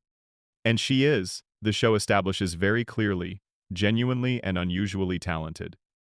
She has a gift that goes well beyond what can be attributed to practice or instruction. She has the kind of relationship with the instrument that suggests the music comes from somewhere real and deep in her. But nobody in her family plays music. Neither of her parents has any particular musical ability. Her brother is indifferent to it. Her extended family does not produce musicians. Lisa's gift appears from nowhere, unaccounted for by her environment or her inheritance. The radiation theory offers a mechanism for this that is genuinely interesting. If the contamination creates mutations that affect different aspects of cognition and sensory processing differently in different people, then some mutations might express as unusual aptitude in specific domains. The same environmental cause that produced Homer's near-indestructible body and Maggie's extraordinary problem-solving intelligence might, in Lisa's particular biological configuration, have produced an enhanced musical sensory processing that gives her an almost neurological connection to the instrument. Her gift is not innate in the sense of being separate from her environment. Her gift is her mutation. The coma theory has a softer but equally complete answer. Homer loves music. He has genuine and specific musical memories that the show has referenced across various episodes. In the dream, he gives his daughter a gift he values. He imagines her having an extraordinary relationship with something beautiful and expressive. He makes her musical because music is one of the things Homer has always felt, in the parts of himself that the crayon and the radiation did not reach. And in the dream he cannot directly have, he gives it to her. The 10th mystery is the one that surrounds every single character in the Springfield universe, and that the major theories address in their various ways. But that is worth stating plainly one final time before we close. Every character in the show is stuck, every single one of them. Not just the main family, not just the aging problem, but every character in Springfield is frozen in a version of themselves that the show established and cannot release. Moe is always at the bar. Barney is always beside him. Wiggum is always failing to solve crimes. Burns is always scheming. Smithers is always devoted.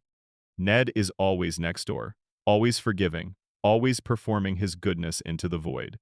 And the characters know it. In the moments when the show breaks its own comedy to let a character speak from a deeper place, they almost always say some version of the same thing. I have been here before. I will be here again. This is what I am in this town. It is the final and most complete expression of the loop, not just for the audience, not just the warm trap we have built for ourselves out of nostalgia and need, but for the characters themselves. They are aware, at some level, of the repetition.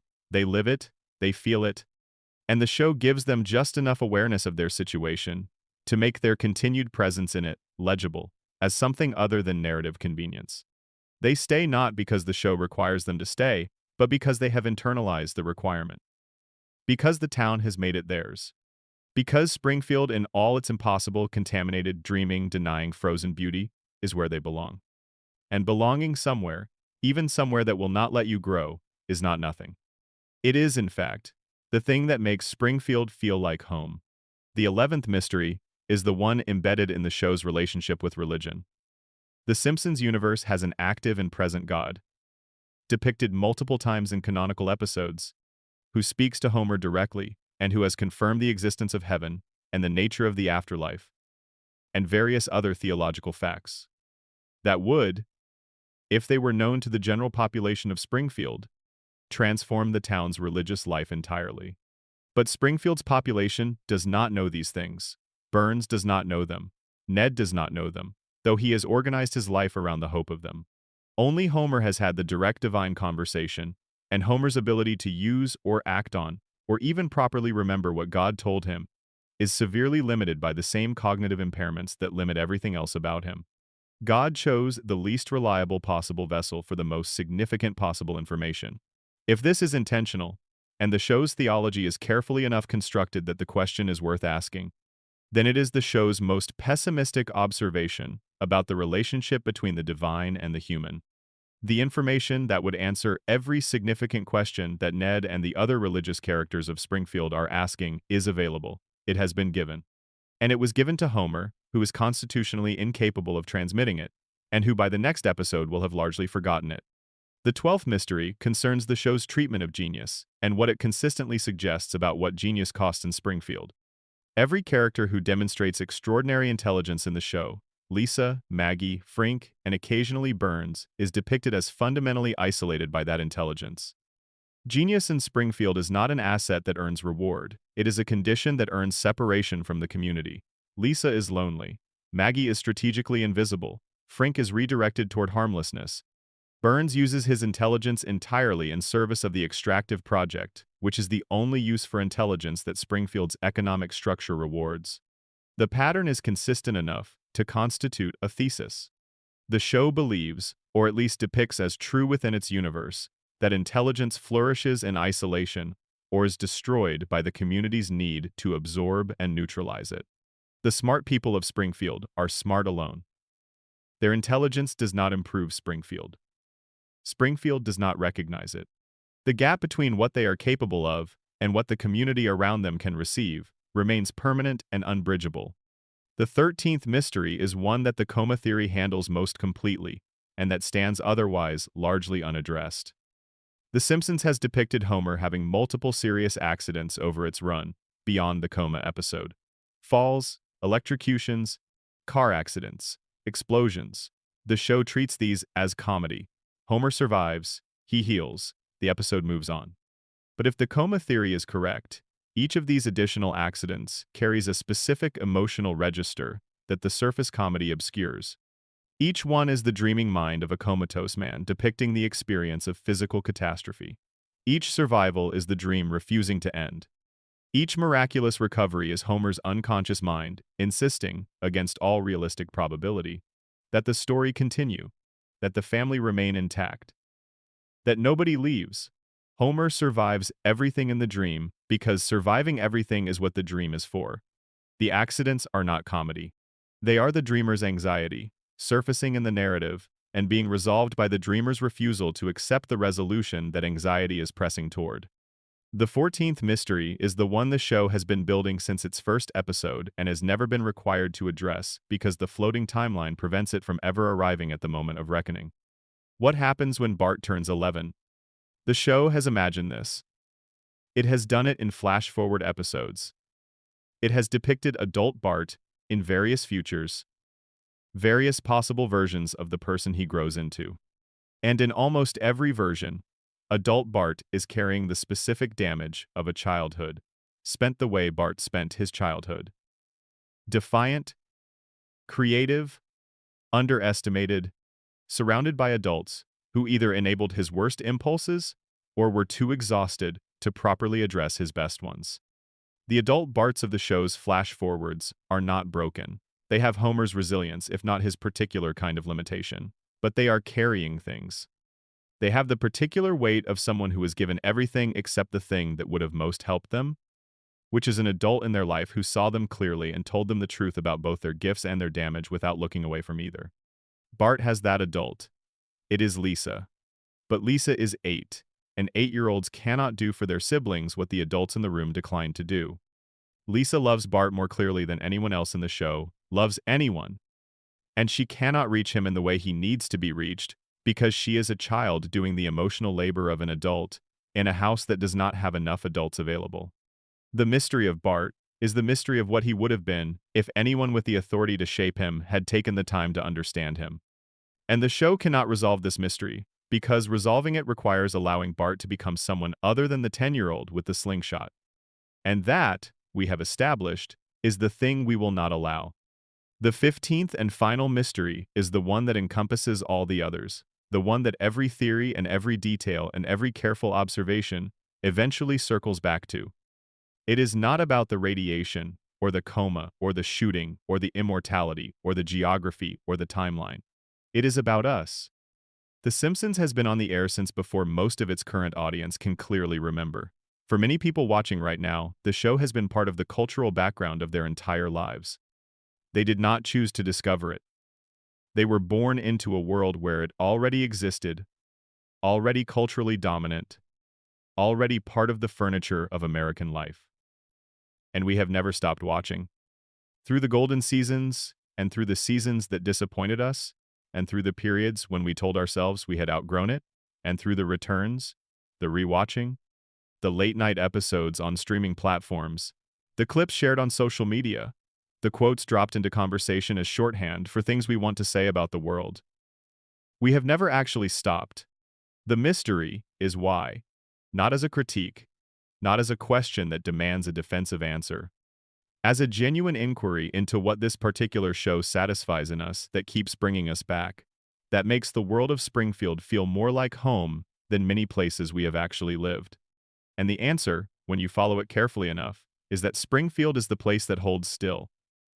In a world that never stops changing, in lives that move forward whether we are ready or not, in a culture that discards and replaces and updates and revises, with a speed that can make it difficult to hold on to any continuous sense of yourself, Springfield is where the family is always intact, and the kids are always young, and the house always looks the same, and the show always begins with the same music. We cannot let it go because it is the version of home that stays. And home that stays, even when it is also a contaminated zone managed by an immortal billionaire in a town that has made it illegal to acknowledge the truth, is still home. The loop is ours. It has always been ours. We built it, and we maintain it, and we choose it. Every time we press play, every time we stay through the credits, every time we come back. And maybe that is the most human thing about all of this. The desire to have somewhere that does not change. To have something that waits for you. To be able to go back, whenever you need to the place where the family is together and the kids are young and nothing terrible has yet become permanent. Homer's coma dream, if that is what Springfield is also our dream. The dream of a life that does not end, a family that does not scatter, a home that does not change. We are all dreaming it. We have been dreaming it since 1989. And the show will keep being there, every week, for everyone who needs to go back, for as long as we need it, which is to say, forever. One final thing. Why Springfield matters. There is something we have not said directly across all of these hours and all of these theories. We have examined the show's mysteries with real care and the characters with the kind of attention they deserve. But there is one observation that sits underneath everything else, that connects every theory to every other theory, that explains why people spend time thinking this carefully about an animated television comedy. The Simpsons matters because it tells the truth. Not in the specific details of its plots, but the emotional truth of the show. The truth about what it feels like to live an ordinary American life across these decades is accurate in a way that most entertainment is not. The anxiety of Homer's working life, the specific weight of a man who knows he is not the person he imagined he would be when he was young. The patience of Marge's existence, the kind of love that sustains itself through difficulty without being naive about the difficulty. The frustration of Lisa's intelligence in an environment that cannot use it, the way being the smartest person in the room can be the loneliest possible form of isolation. The particular defiance of Bart, who is rebelling against something real even if he cannot name it, whose refusal to comply is the most honest possible response to a world asking him to become something smaller than what he is. These are not cartoon problems. These are real problems given a cartoon shape, so they can be talked about. And the show has been talking about them, with care and craft and genuine understanding, since 1989. The fan theories are the audience's way of honoring this. When people spend time constructing elaborate frameworks for understanding Springfield's impossibilities, they are not indulging in mere puzzle solving. They are taking the show seriously enough to engage with it on its own terms. They are saying, "We believe this show has something to tell us, and we are going to listen carefully enough to hear it." The radiation theory is what you get when you listen to what the show says about environmental contamination and corporate accountability, and the way industrial damage is absorbed by communities that cannot resist it. The coma theory is what you get when you listen to what the show says about grief and loss, and the mind's capacity to build alternative realities when the real one becomes too painful to inhabit. The collective denial theory is what you get when you listen to what the show says about how communities choose comfortable fictions and the price that choice exacts. The Burns immortality theory is what you get when you listen to what the show says about wealth and consequence, and the way sufficient resources can insulate a person from every natural limit that would otherwise apply. None of these theories are wrong. None are entirely right. They are each capturing a real dimension of what the show is. The territory is larger than any single map can contain, which is why we keep coming back, why the theories keep being generated, why new viewers bring new frameworks and veteran viewers keep finding new details after decades of watching. The show keeps offering more than any single engagement can exhaust. It keeps hiding things in plain sight, waiting for the specific combination of attention and experience that will make a particular detail visible to a particular person at a particular moment in their life. That is what great art does. It is inexhaustible. It meets you where you are. It gives you what you are capable of receiving. And when you return later, after life has changed what you can receive, it gives you something different that was there all along. Springfield is everywhere and nowhere. The family never ages. The plant keeps running. Burns keeps living. Ned keeps forgiving. Maggie keeps watching. And the show keeps going. Because somewhere, always, there is someone who needs to come home. That is what it has always been. That is Springfield. Sleep well. Springfield will be here when you come back. It always is. That is the whole point. End of script. Appendix. The unanswered questions. A final catalog. Springfield has generated more unanswered questions per episode than perhaps any other show in the history of television. Not because the writers forgot to answer them, but because the show understood something important. Unanswered questions keep you thinking. They bring you back. They create the particular relationship between a show and its audience, where the audience is not just consuming but actively participating, generating their own theories, filling in the gaps, becoming co-authors of the story's meaning. Here, to close, is a catalog of the questions that have never been answered, not an exhaustive one that would require its own 4 hours, but a selection. The ones that have stayed with careful viewers longest. The ones that feel most deliberate, most carefully placed, most freighted with possible meaning. Why did Homer have a crayon in his brain, and how did it get there? The show revealed the crayon in season 12 and removed it and replaced it and never returned to the question of its origin. A crayon ends up inside a child's skull. This is not a common occurrence. This is an event with a specific cause. Either someone put it there, in which case there are implications that the show chose not to explore, or it was an accident whose circumstances were remarkable enough to have left some trace in the family's history that the show also chose not to explore. The crayon is the show's most loaded dropped thread. It changed everything about our understanding of Homer, and then withdrew before explaining how it began. What is in Sector 7G that makes Homer's specific position there so important to Burns's arrangement with Grandpa? The deal guaranteed Homer a job at the plant. Not a job anywhere. A job at the plant. The specific facility. The specific employer. And within that facility, Homer occupies a specific role. Safety inspector. In a specific area. Sector 7G. If Burns needed Homer at the plant to ensure ongoing non-detection of the violations, why does Homer need to be the safety inspector specifically? Could Homer not have served the same function as a general laborer? The specificity of Homer's position suggests that Sector 7G and the safety inspection role associated with it is uniquely important to the arrangements Burns needs to maintain. What happened to the real Seymour Skinner after the train? The show exiled him and decreed silence on the subject. But he exists somewhere. He is a real person who survived a prisoner of war camp and came home to find his identity stolen, and then found his reclaimed identity legally stripped from him and himself physically removed from his own town by court order. Where does a person go from there? What does the rest of his life look like? The show cut away from one of its most genuinely dark moments, without any resolution, for the person most damaged by it. Does Maggie understand everything that has been said about her? She was present in the room, or nearby, during discussions of the Burns shooting investigation. She has demonstrated situational awareness and memory that far exceed what should be possible. Does she know that Homer confessed in season 18? Does she know about the theories? Is there some version of Maggie's inner life in which she has assembled a complete picture of what happened in that parking lot and what it means, and what the town decided about it, and what it will mean for the rest of her life? Why does the sky sometimes turn green in Springfield before certain events? This is a visual detail that appears in specific episodes at specific moments, a particular quality of light that does not correspond to normal atmospheric conditions, that several viewers have noted and no one has explained. It may be a production artifact. It may be a deliberate signal. In a town with a leaking nuclear plant and a burning tire fire and decades of atmospheric contamination, a sky that occasionally behaves unusually is not inherently surprising. But the specificity of the moments when it appears suggests deliberate deployment rather than accident. What did Mona Simpson do in the years between going underground and the season 7 reunion? 27 years is a long time.